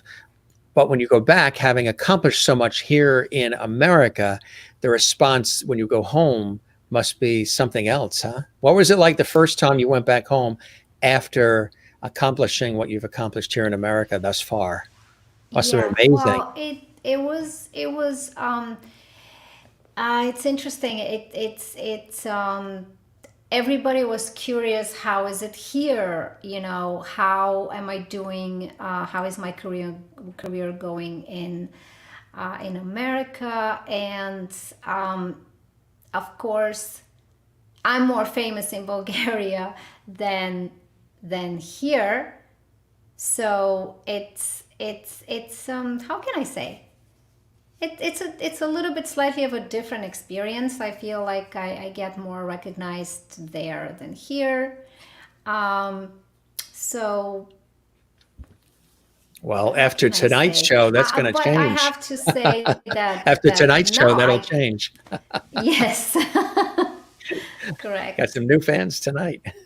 Yeah, but actually, I did perform at Carnegie Hall Stern Auditorium, which is again about 3,000 people here. So Yes. I'd say achieved the same caliber of audience definitely. Carnegie Hall is just a very, I've had an opportunity to MC several concerts there over the years, and at the main auditorium, the large auditorium, and it's just being in that architecturally beautiful building and with all the history and Yes. all of the performances and productions and music and so much more that has come out of that building all these years in New York. Yeah, and How the do you get to acoustics Carnegie is Hall? The amazing. Yes. acoustics Oh in yeah. both halls, absolutely. Yeah. And like they say, how do you get there? Practice, practice, practice. That's how Yeah. you get And there. then somebody asked me and I started to make a joke. And I said, they said, how do you get to Carnegie Hall? And I said, with the D train, you know. So Right. there was just a joke, of course. Well, that's funny. Yeah. That's funny. I was on stage at Carnegie Hall once, and it was a Christmas concert, and I came out as the MC. And about halfway into the concert, I came in my tuxedo right to the lectern with a full orchestra behind me, a full children's choir or youth choir, and all these artists, famous artists that we were doing that were coming in and out. But it was right about maybe 50% into the concert, and I said, it's Christmas time and everybody's in a good mood, and it's a New York audience, and they tend to really they appreciate things. They're very responsive as well. So here everybody's dressed beautifully, and I'm in the tuxedo as the master of ceremonies, and I come out. They, how it is at Carnegie Hall, they open up the big white door, and then you come out and you go to the edge of the stage and you look and you address everybody and make say whatever the next thing is you're going to say. And I paused and I looked at everybody smiling in the tuxedo as the MC, and I said, aren't you glad you decided not to go bowling tonight?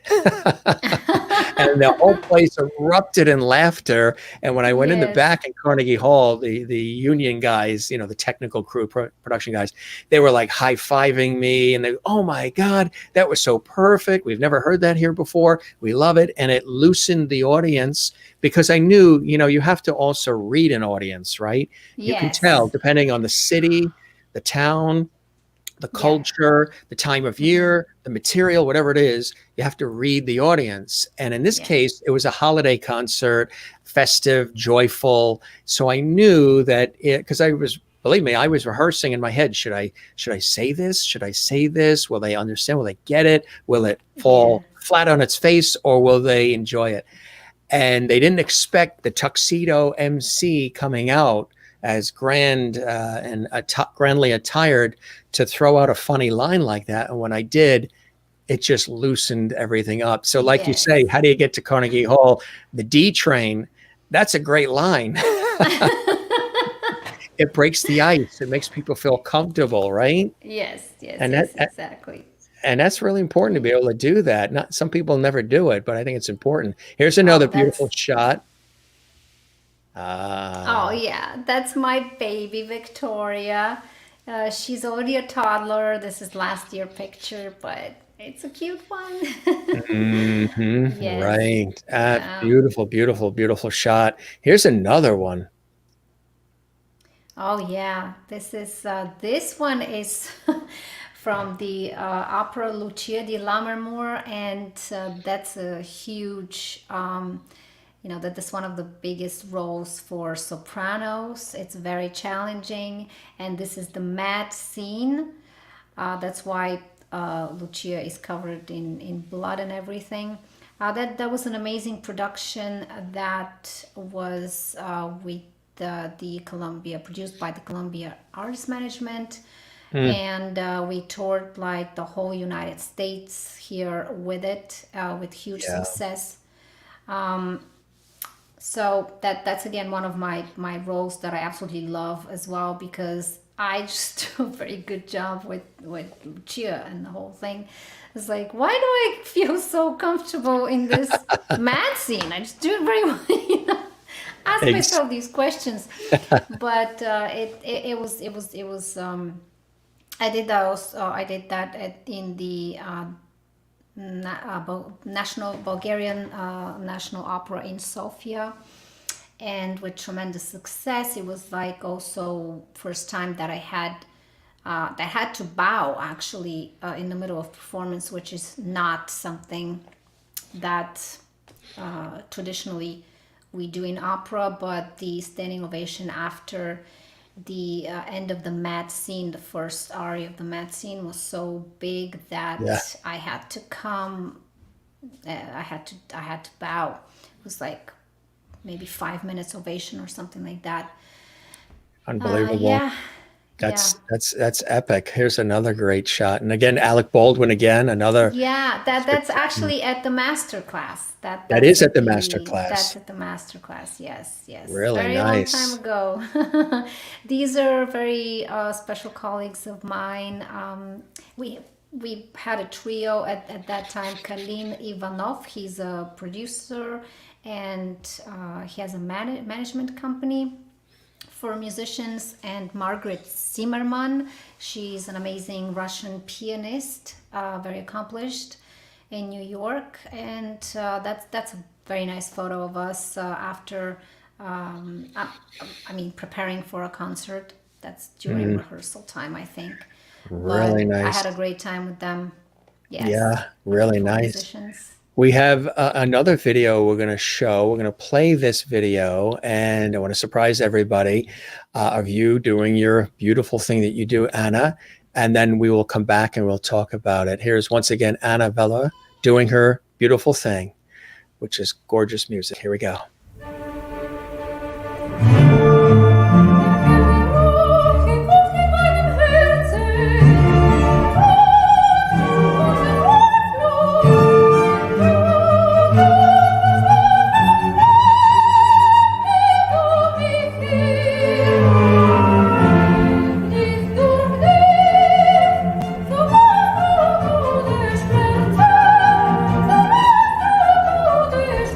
Thank you.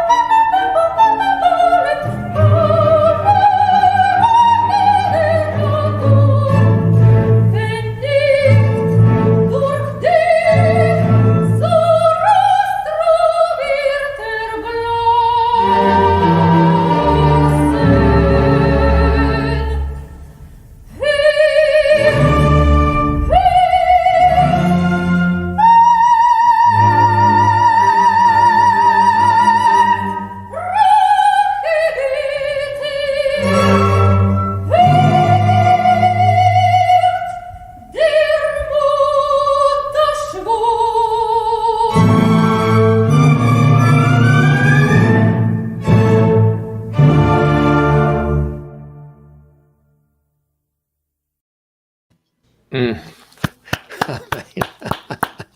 It just gets better and better. It's unbelievable. And that's really epic. I mean, now, how long does it take to prepare for a song like that, for material like that?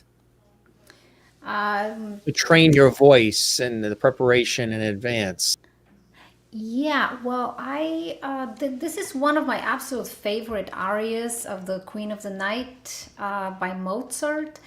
It's one of the most difficult arias for coloratura soprano, and for sopranos, like the highest, just for the viewers, a little detail. So the highest soprano is the coloratura, which means you sing the highest tones possibly written for the human voice, for human female voice. So I actually, this was my enter piece, my exam piece for the National Academy of Music in Bulgaria, and I prepared probably about 1 year, 1 year and a half,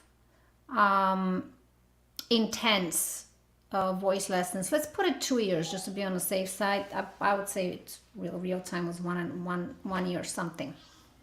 So it took me taking lessons and working with my uncle on my voice every day except the Sunday. So we had 6 days a week voice lessons to grow to the level, to expand my range to the maximum, and to sing that aria basically. And then from there on, it's in my repertoire. So I absolutely love it. That particular performance is again in the United States. It was a concert. It's a live performance, and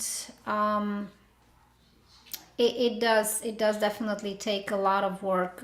Once you actually even in you get accepted in the music school or conservatory or a university, it doesn't stop there. You learn so much material.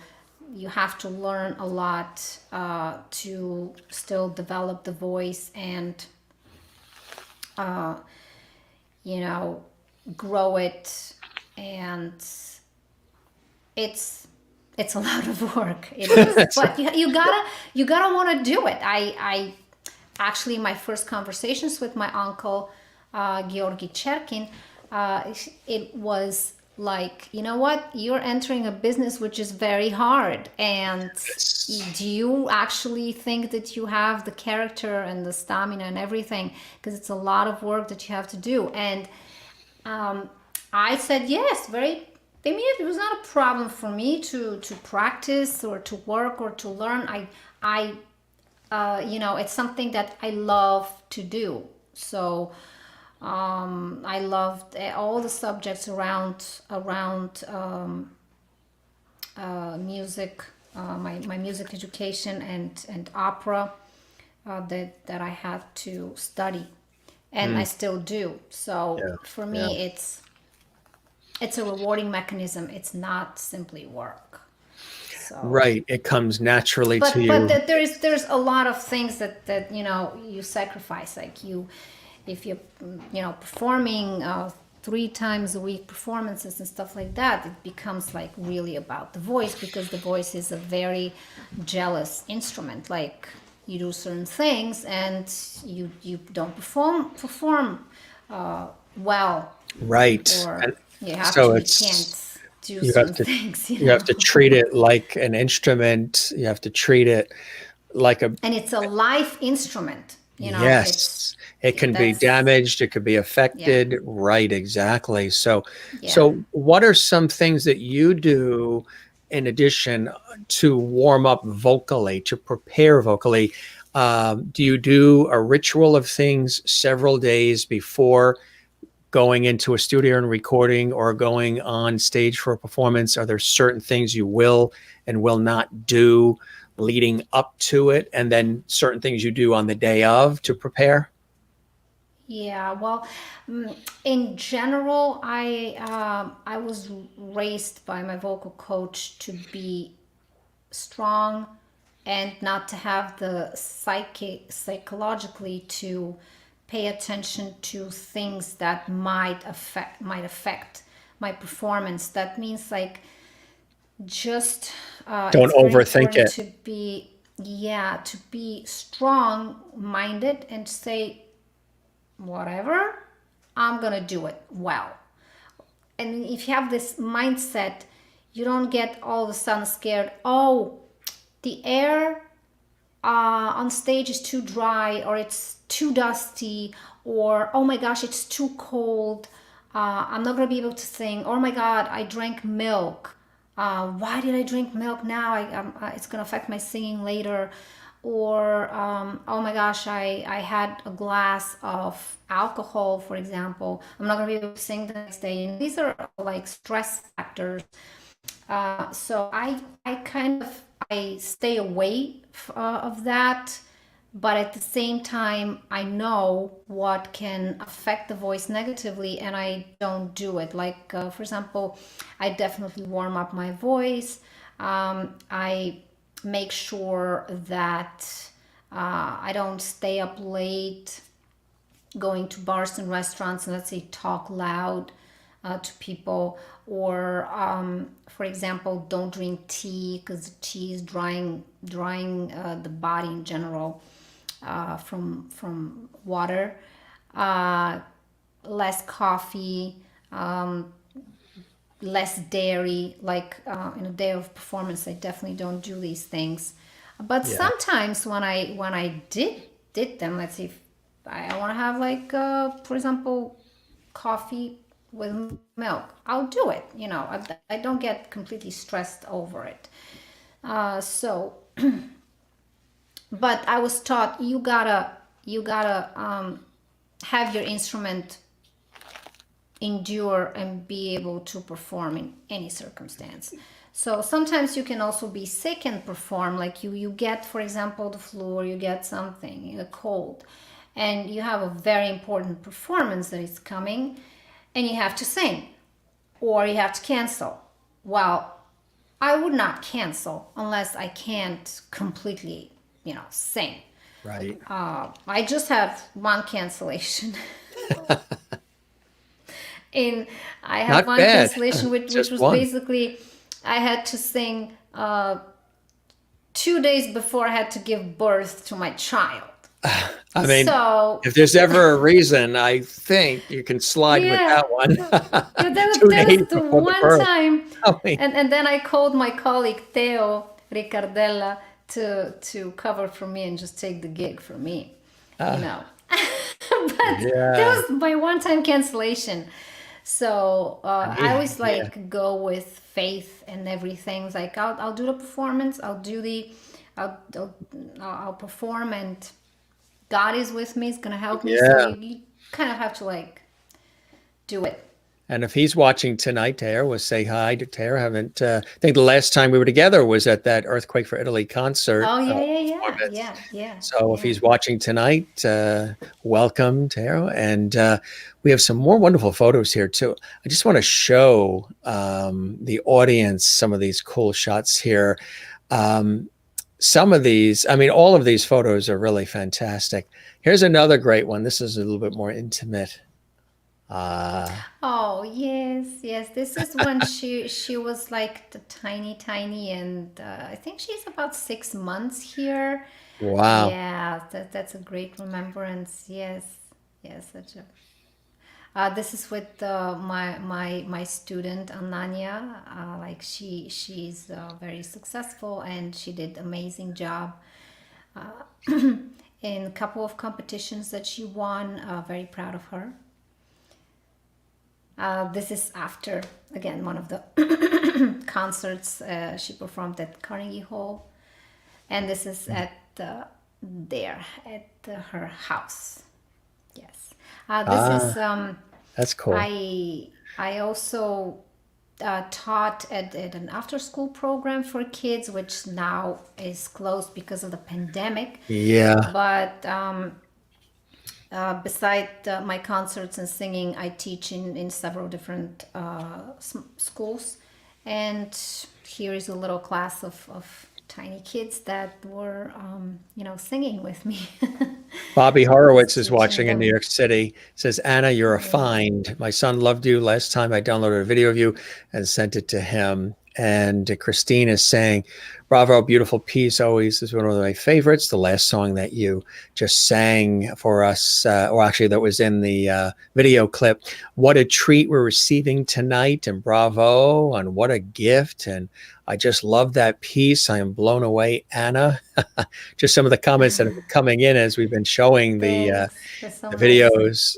And Oh, there's Marcello. Marcello. Yes, Yes, this is sure. our mutual friend Suffern. Marcello. That's right. Yeah, Got a we wonderful we restaurant in we Suffern, New York. yes, yes, yes, yes. Yeah. Haven't seen him since either because he can't get together with anybody because of the Yeah, and we pandemic. did have a And project together, like the singing chef. So we did a couple of like takes and had some guests, which this thing was just going very well and successful. So he had me cook and sing a couple of pieces to bring magic to the food, that very stuff. So it nice. was just a lot of fun He's a lot of fun. people Yeah. there. Yeah. If you're watching Marcello live or you watch this later, enjoy Marcello and hopefully we'll see you again soon. It'd be nice. Yes. Say Can't hi to him wait. if Such a you beautiful. tell him I said Yeah, hi if you and see him. amazing, amazing food. I mean, that's the best Oh, his food Italian, is cooking he does here yeah, in Rockland County, and I mean, yeah, del- authentic, completely authentic. delicious. Yeah, delicious. Tell him I said hi, and hopefully we'll see him again real soon. Here's another. Oh, I like Yes, this one. that's Yeah, again a rehearsal with my students, a warm up before performance.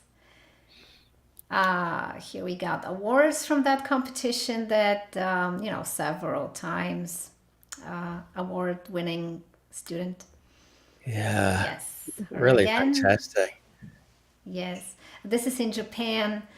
We did the La Boheme in Mm, Japan. This is the tenor again at a rehearsal time, and it was wonderful. They actually have very, very good singers there as mm, well. yeah, This is at the Union Arts Center here in Sparkhill, one of the concerts that I organized for this place. very nice. Uh, Ah, yeah, Mrs. Santa Claus is here.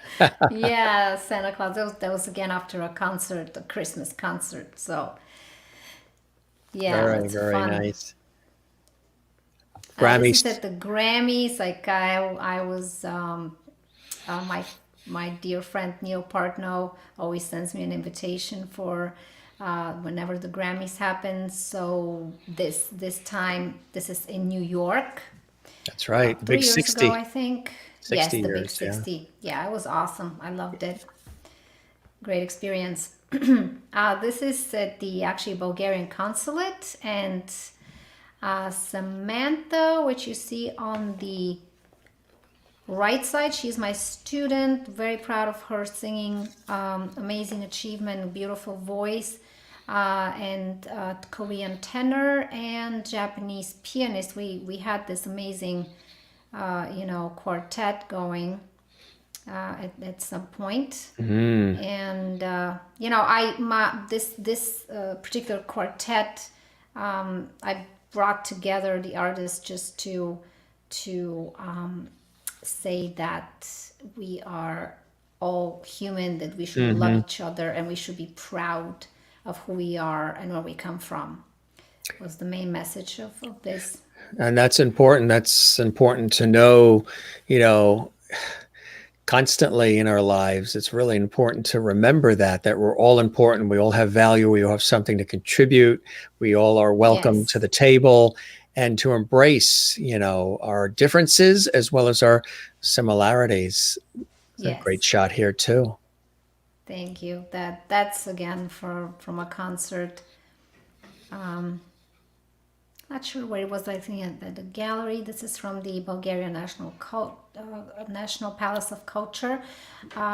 They have their different Also, this is one of the smaller ones. This is very young years of me, Yeah. like before I Very. came to America. Actually, this Yeah. is this is Lucia di Lammermoor at the Sofia National Opera, and Mm. all the costumes are just too big for me. I'm just a That's a small good thing. person, so So she's yes, yes, trying to tailor it, and alter it. yeah, they always tailor it for me. Thank God it was tailored very well, so didn't have any accidents or Yeah, anything. But yeah, that is funny. So you're learning behind the scenes to understand some of these photos and performances, the behind the scenes yes, scoop from Anna. yes, yes, yes, yes, yes. Nice. This is again from Lucia. This shot. Really, really nice. And then we actually have some other photos of you in various phenomenal outfits. Yeah, this is was for dress from La Traviata. Uh, yes, Really this beautiful.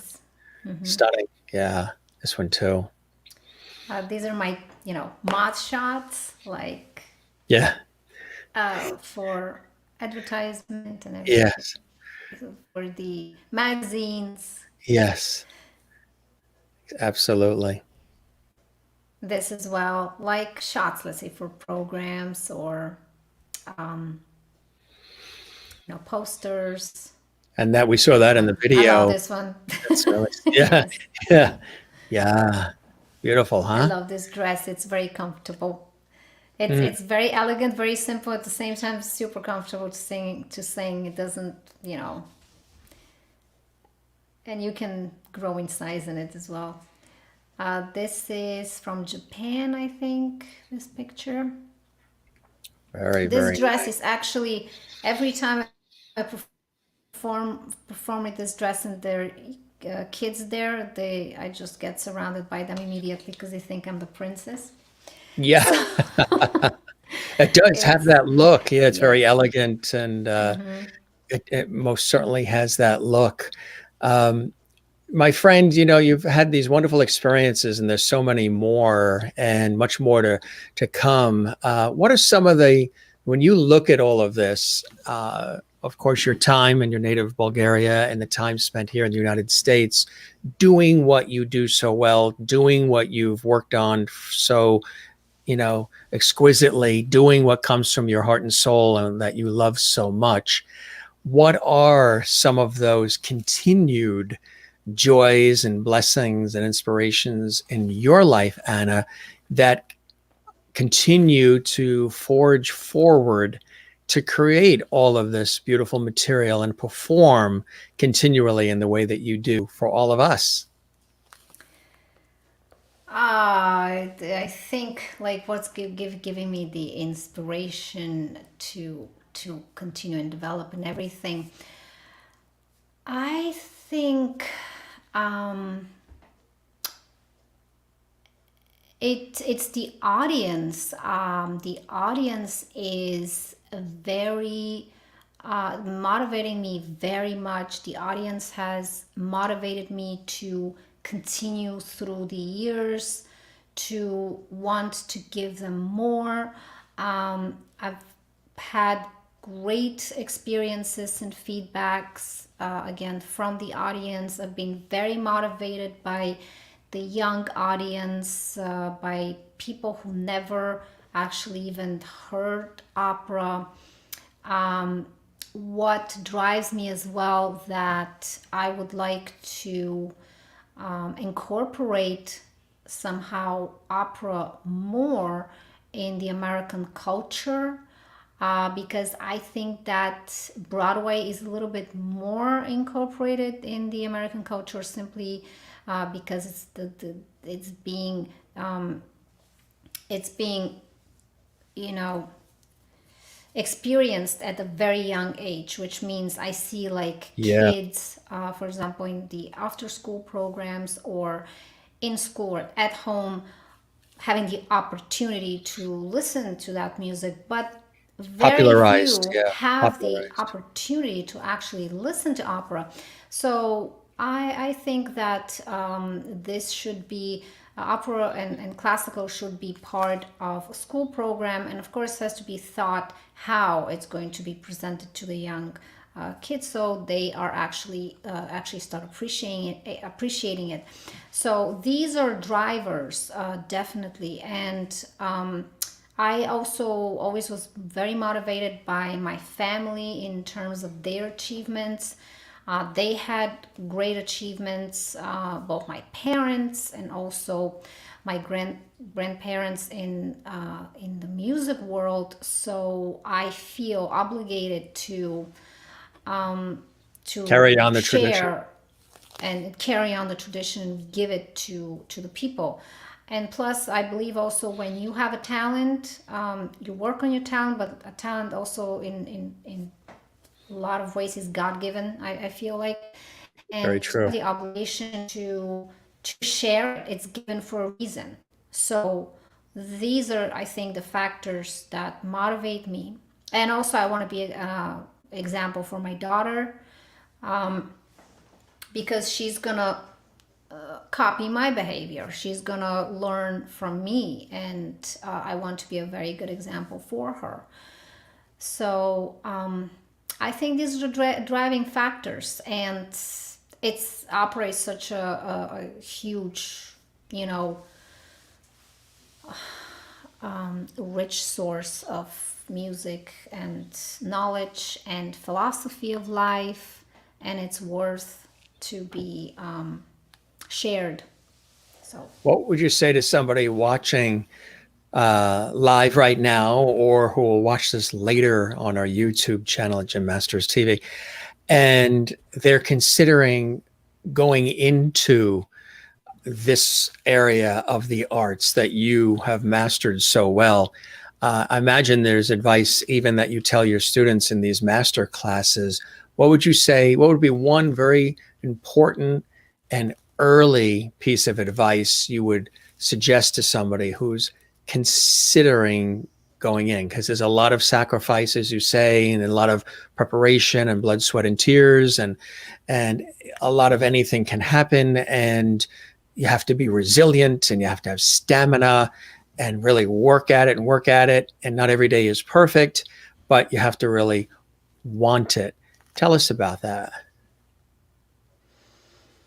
what would be one piece of advice is that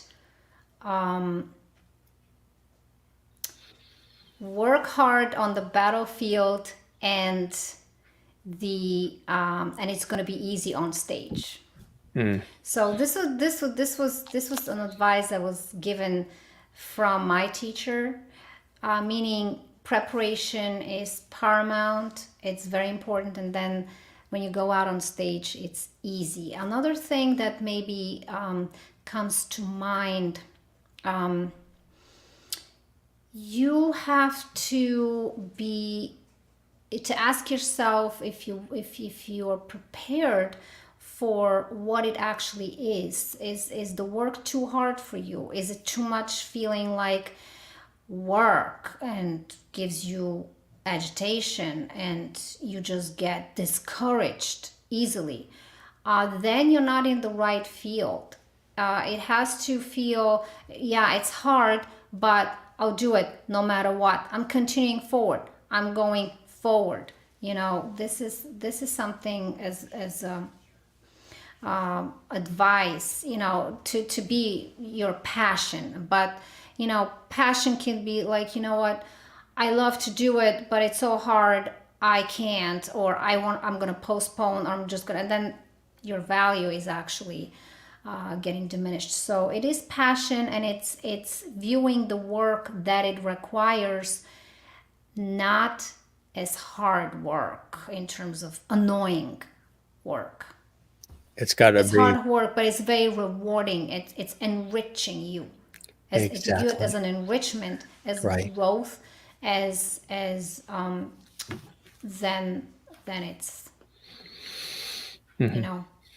then it fills your soul, it fills your heart, and it's not even work. There's Yeah, there's and you feel, work, if you feel but that you are, the audience is a great, yeah, the is that audience your is daughter? a, yeah, that's my daughter. She's She's my practicing. friend.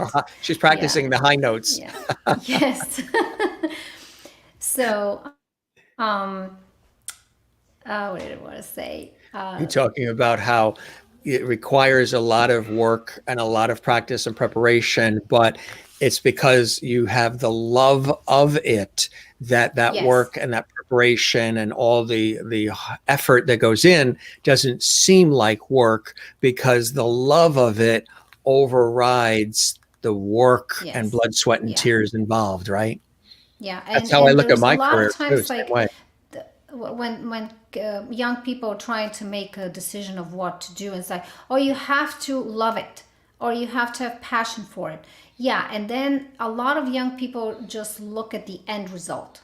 They Yeah, look at a right. great performance and they're like, oh, I want to be a ballerina, they're so Yeah. cute, they look so They want to be beautiful. glamorous and rich and Yes, right. yeah, yeah. But you have to actually see what it takes because every profession takes, if you're going to be a great chef, it takes a lot of work. It takes a lot of, blood, sweat, and everything.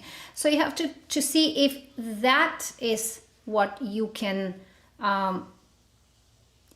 do and you can view as okay, And I'll do it, handle. I'll do the dirty job, the dirty work, and Right. that's it. And Yeah. start off small and work your way up and also Yes, be very resilient and also be prepared for some rejections sometimes too, where of sometimes course. they say Yes, yes, no and don't take that necessarily personally, learn from it, right? yes, yes, exactly.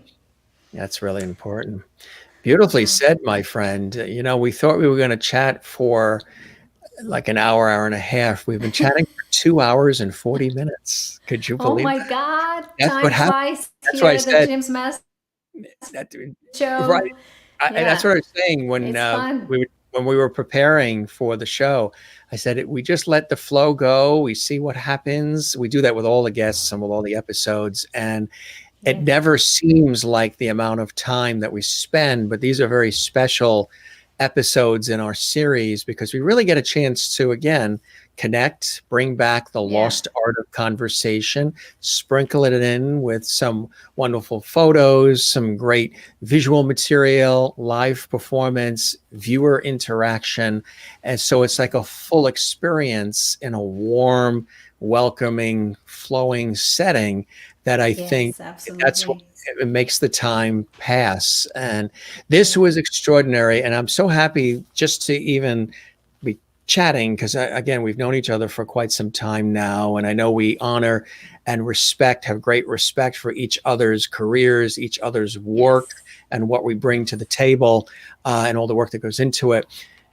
I welcome you back anytime. Of course, we don't have to talk this long. This was just us connecting and catching up and sharing and Yes. introducing you.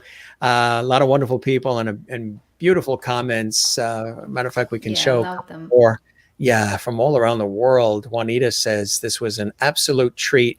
Thank you, Anna, for your time and sharing your beautiful voice and stories with us. And Kathleen Walker in New York, what a treat this was tonight. Thank you, Jim and Anna. And for Juanita, it's already Saturday where she is. She's in South Africa, Wow. so it's already like I don't know how she does Yes. it. She's talk about blood, sweat, and tears and sacrifice.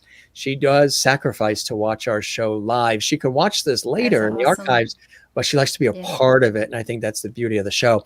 Gorgeous gowns. You look amazing in every one of them. And what a treat this was tonight. Thank you, Jim and Anna, as well. Karen in Nova Scotia, Thank you. whose birthday it was. Happy birthday to you, Karen in Nova Scotia. Anna, you have such a beautiful voice. Thank you for sharing your gift with us tonight. Amy saying, what a wonderful show. Thank you, Amy. Anne saying, thank you, Anna, for sharing your beautiful music and amazing voice with us this evening. Have always loved opera, but even more so now. So I Oh, think you've thank you. reignited a That's few operatic flames here for the audience, my friend. thank you. That's I awesome. I toast you and I say thank you for spending all this time. I hope we do get a And I chance toast you in the Lovity Cup. Somehow my in glass the is empty. lovely I cup. don't know what happened. My glass Oh disappeared. my gosh. What happened? Yeah, I But I know. do. You enjoying it? Yes. And this was really fantastic. It was just so nice, as friends, just to catch up with you and to then welcome Absolutely. in the viewers from around the world who have been commenting. And anybody wants to see this again, you can see it on our YouTube channel at Gym Masters TV. And of course, you can find Anna there too on YouTube and Apple and iTunes and Spotify as well. You can see the spelling of her name right there, Veleva, and some more comments coming in as well. Yes, thank you for being here tonight. Beautiful and amazing story and voice from Mona in Louisiana. Nice to see you, Mona. It's always a wonderful evening in Lovity Hall, and tonight has been extra wonderful. Thank you, Anna, for being Jim's guest, and that's from Maureen.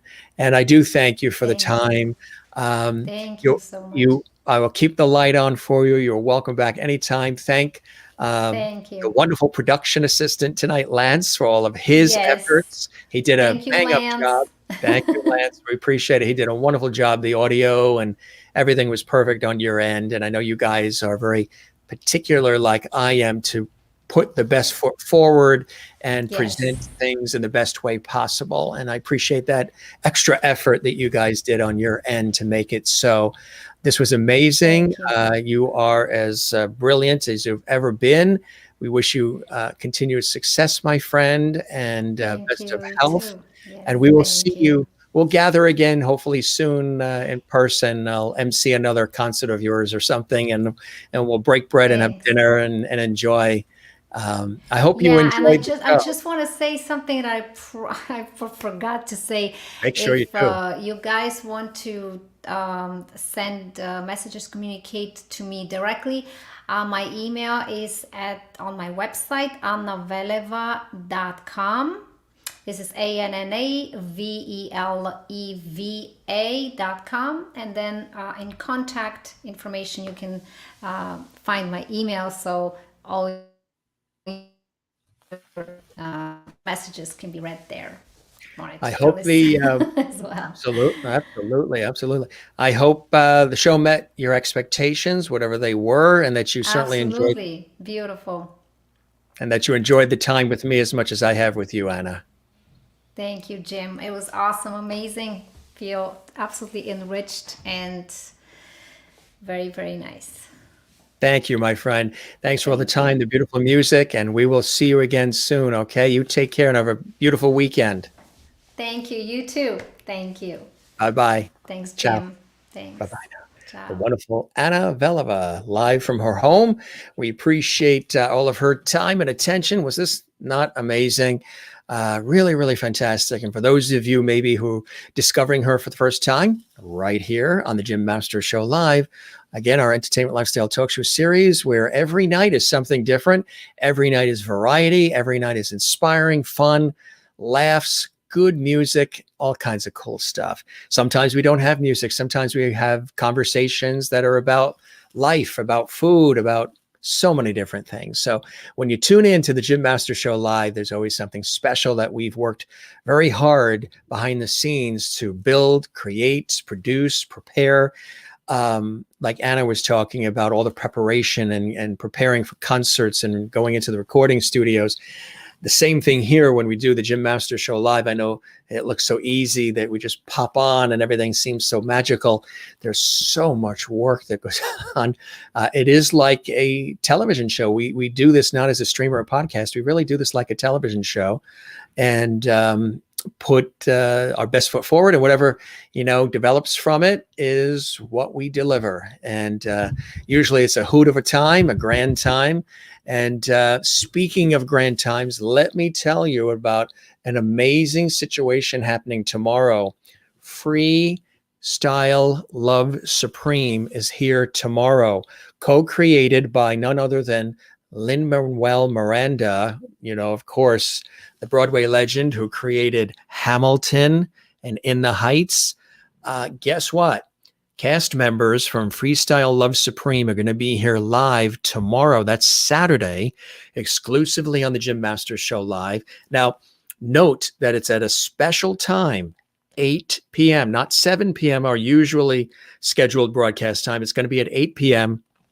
because Freestyle Love Supreme, it has another commitment prior to our show. So what we actually did to accommodate them is shift the start time of our show from 7 p.m. Eastern, 4 p.m. Pacific tomorrow night, that's Saturday, to 8 p.m.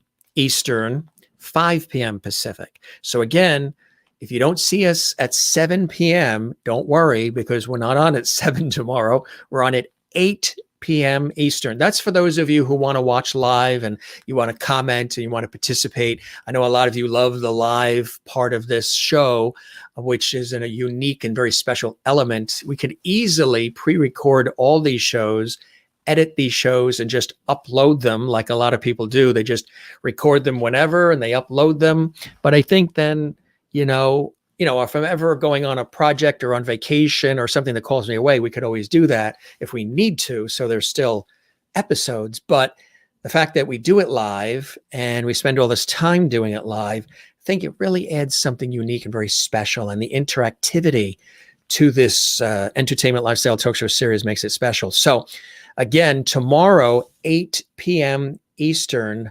Freestyle Love Supreme is going to be with us. And there are members there right now. Not only are they musically talented, they are a comedy troupe as well. So it's going to be very fun tomorrow. There's going to be music and comedy sprinkled in together, and that's going to be amazing. That's Saturday night. Again, a special time, 8 p.m. Eastern, 5 p.m. Pacific. So look for us then. We'll be here. Looking forward to it. This was an amazing find. They came to us. Their PR people and agents and marketing people love the Jim Masters Show live. They've sent us other guests and they wanted to be on the show. And I'm very honored by that because they are very well known and they are amazing. And it's going to be amazing tomorrow. On Sunday, we have another incredible, very popular group. Their videos get millions of views. They are a very popular Celtic rock band from Australia with Irish roots. They are the Rumjacks. And this is going to be an amazing performance. We have music, we have conversation, and all kinds of cool things. The Rumjacks are exclusively on our show. Again, another situation where they and their management teams contacted me and said, we want to come on the show. And I really appreciate that. So we are doing a special show on Sunday. Now note that on Sunday, that show is at 3 p.m. Eastern, noon Pacific, 8 p.m. in Ireland, Scotland, England, places like that, GMT time. And the reason why we're doing it at 3 is because it'll be 8 p.m. in Ireland. And some of the members of the group are in Ireland. So we're going to do it at 3 p.m. this Sunday. Okay. So that mark your calendars that we have Freestyle Love Supreme musical comedy troupe going to be with us tomorrow, 8 p.m. Eastern, 5 p.m. Pacific. That's Saturday. Sunday, more fantastic entertainment with the very popular Celtic rock band, the Rumjacks. They're going to be here. Then on Tuesday, Brian Charles Rooney, phenomenal singer, actor, and performer, is going to be with us live on Tuesday. Joey Calveri is going to be with us on Wednesday. He's another brilliant singer and actor. He was in Rock of Ages and so much more. Thursday, the Byrne Brothers are going to be here. Very, very popular family group, Irish band. You can see the three brothers there. They play all kinds of instruments. They're amazing singers. They're wildly popular. Their dad is on the right. He's part of the group as well. This is exclusive. They are so busy. This was really an amazing thing to have happen. They're originally from Ireland, from Dublin. They've lived in Donegal. Now they live in Florida, in Orlando, and exclusively on our show, the Byrne Brothers. They're going to be great. There are three brothers together, young brothers, and their dad, and it's going to be amazing. That is on Thursday of next week, and we can't wait for that. That's going to be an amazing, amazing show, so make sure you look for that. And then we've got so many other people who are joining us. John Tracy Egan is going to be joining us next week. He's a brilliant performer. He was in The Producers and many other hits. Dee Wallace is going to be with us in just a few weeks. She is a renowned Hollywood actress, film, television, stage. She was in E.T., The Extraterrestrial, that incredible movie, The Howling, and Murder, She Wrote, Touched by an Angel, Policewoman, The Streets of San Francisco, so much more. You've seen her. The Hills Have Eyes. She's been in so many performances, and she's got 3 new movies coming out, and she also has, I think, 2 television shows coming out as well, which is quite amazing, quite amazing. And of course, you can find us generally at 7 p.m. Eastern, 4 p.m. Pacific, our entertainment lifestyle talk show series, The Jim Masters Show Live. But again, tomorrow when Freestyle Love Supreme is here, we'll be on at 8 p.m. Eastern, 5 Pacific. And then on Sunday, when the Celtic rock band, the Rum Jacks, are going to be here, it'll be an earlier afternoon show, 3 p.m. Eastern, noon Pacific. We thank our wonderful friend, Anna Vella, joining us live from New York for an evening of great conversation, levity, inspiration, and terrific music. If you joined us late, I want to do something special for you, and I want to share with you one more time. It's that good.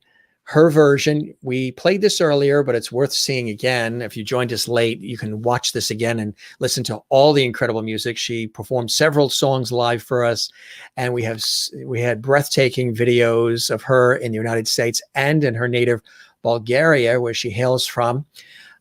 This is her doing the American national anthem, and she does it with grace and style, and it's amazing. She did this again to celebrate the first responders and essential workers during this extraordinary time that we have been experiencing in our lives. The American National Anthem by Anna Vella. It's worth seeing again. Enjoy.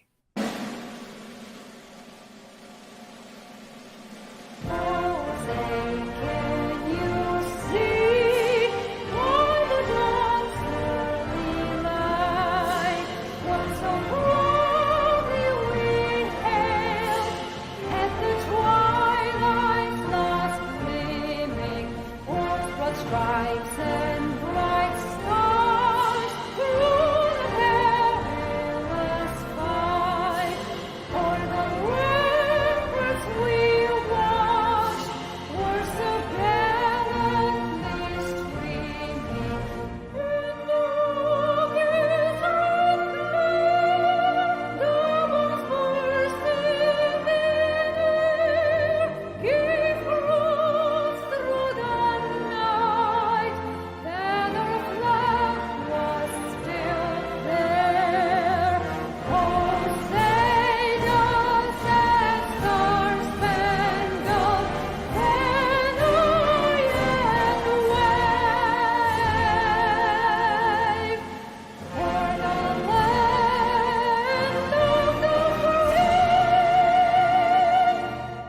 and the home of the brave.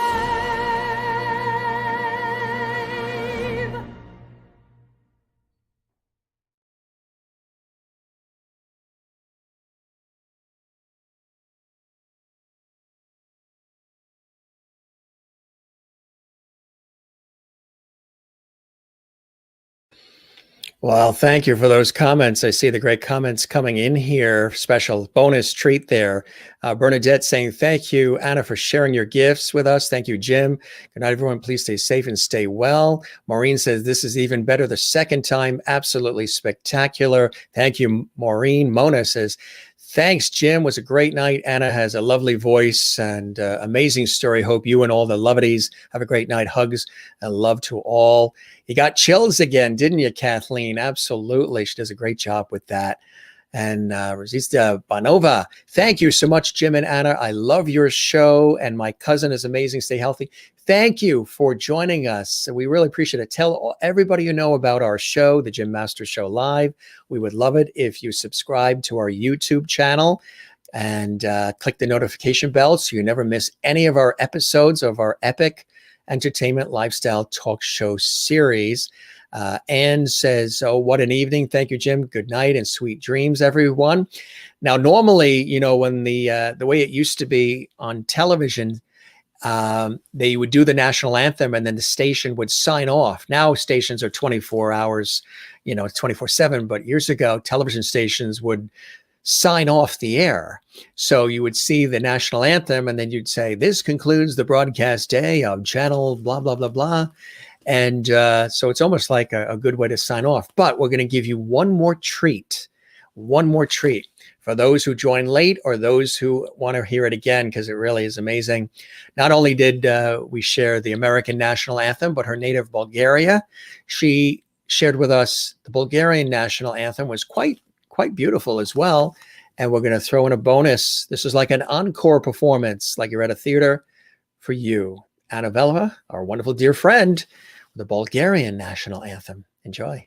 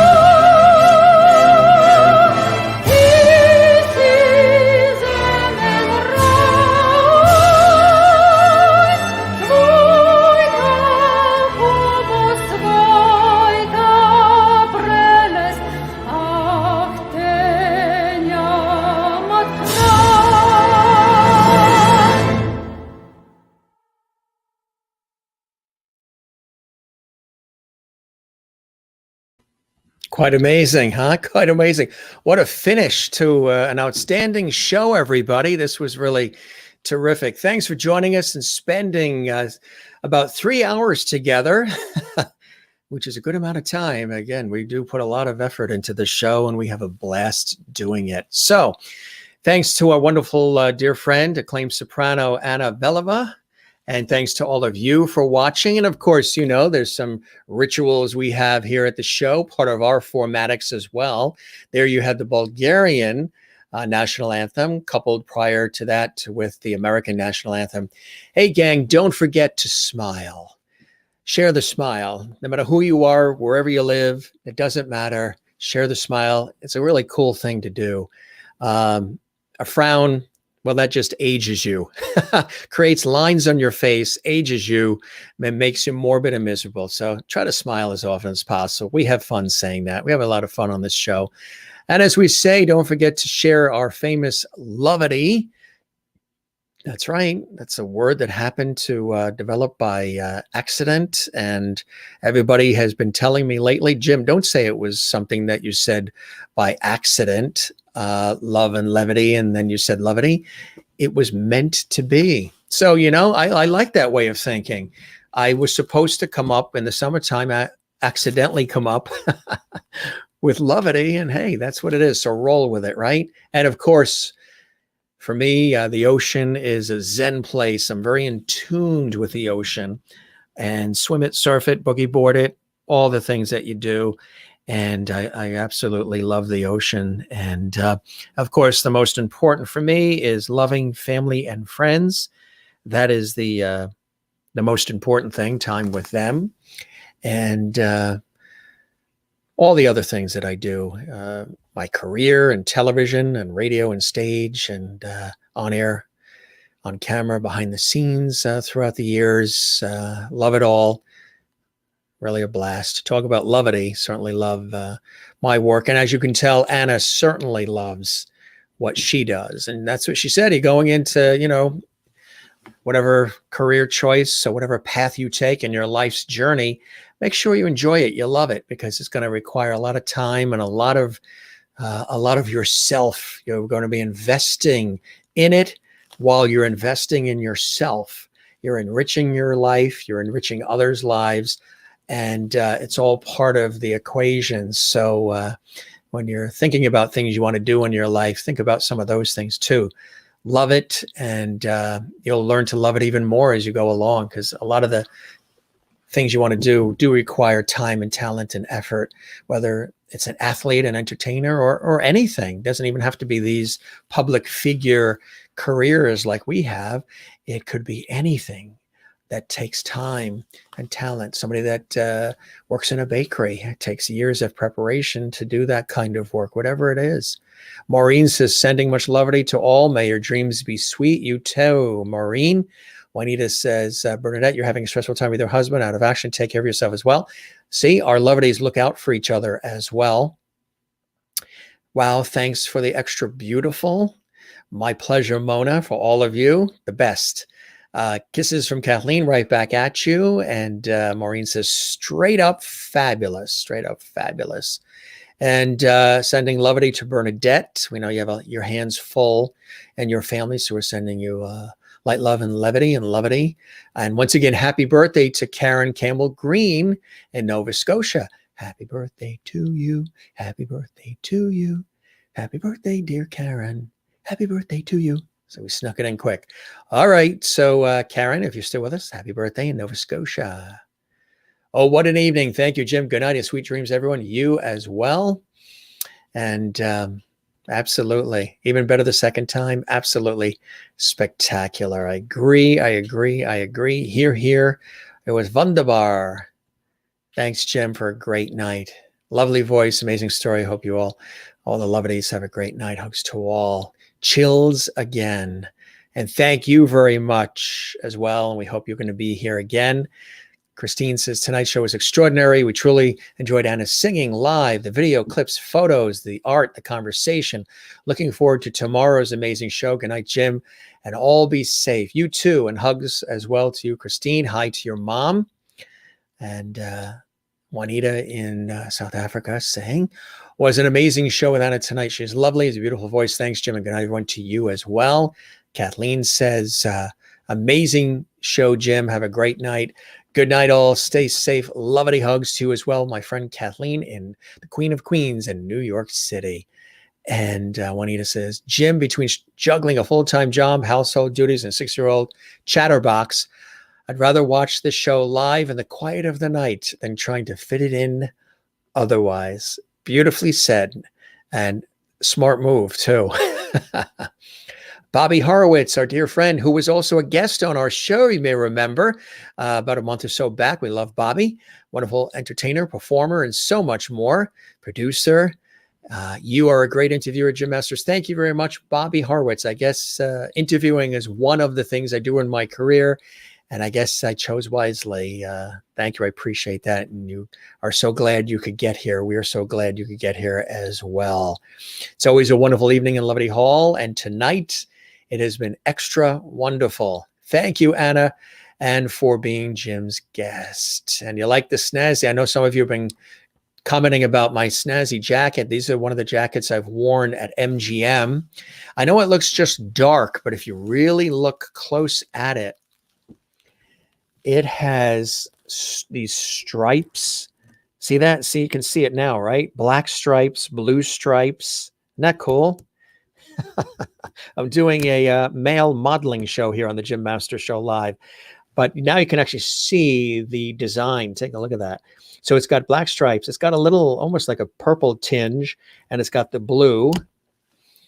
And it's one of those kind, you know, when you move it back and forth, it's really, really cool, very comfortable. And we wanted to wear this tonight since we had our dear friend Anna, the acclaimed soprano, on. And again, I've worn this again. It's brand new, but we've worn it. There you go. Can you see it there? I think you can. There, the light adjusted. So you can see actually the design in the jacket. And really, really cool. Love it. So this is the first time we're actually wearing it in a visual form other than when we've worn this hosting at MGM, Resorts International. We've worn this on stage. So only the best, right, for our viewers here at the Gym Master Show Live. Big weekend, and we're going to wrap. It's 10:12 p.m. here. Long episode, but a great episode. We thank Anna. And we thank all of you for joining us here on the Gym Masters Show Live. Boy, this show has really come away. It's come a long way, hasn't it?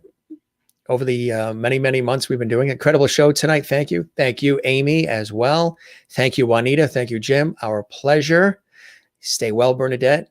And that looks sexy on you. Styling and profiling tonight. That's what we say in South Louisiana. Love that jacket. We say it up north here too. Styling and profiling. Gang, you're the best. All right, we're going to wrap, which I know we have these long goodbyes. Don't forget to relax. Don't forget to breathe. Don't forget to share the levity. Don't forget to take care of one another and love yourself. Really important to do that and to remind yourself to do that as often as you can. Don't forget to RELAX, relax. All right, gang. Your host, Jim Masters, thanking you for your time. This time till next time, right here on our entertainment lifestyle talk show series known as, aptly named, the Jim Masters Show Live. Thanks for joining us. Fantastic show. Really cool. Thanks for all the participation. You can see this again on our YouTube channel. And if you haven't subscribed to the channel, we would love it if you did. Good night, all. Good day, all. And we'll see you tomorrow. Again, tomorrow, 8 p.m. is the start time of the show, 8 p.m. Eastern, 5 p.m. Pacific. And that's to accommodate our amazing, talented guests, Freestyle Love Supreme, who are here tomorrow on the show. You guys have a good night. Thanks. We love you all. Continue to spread the word. Tell the world about the Gym Master Show Live. We're continuing to grow, expand, and do a lot of cool things for you guys. Have a good night. Be well. Bye-bye.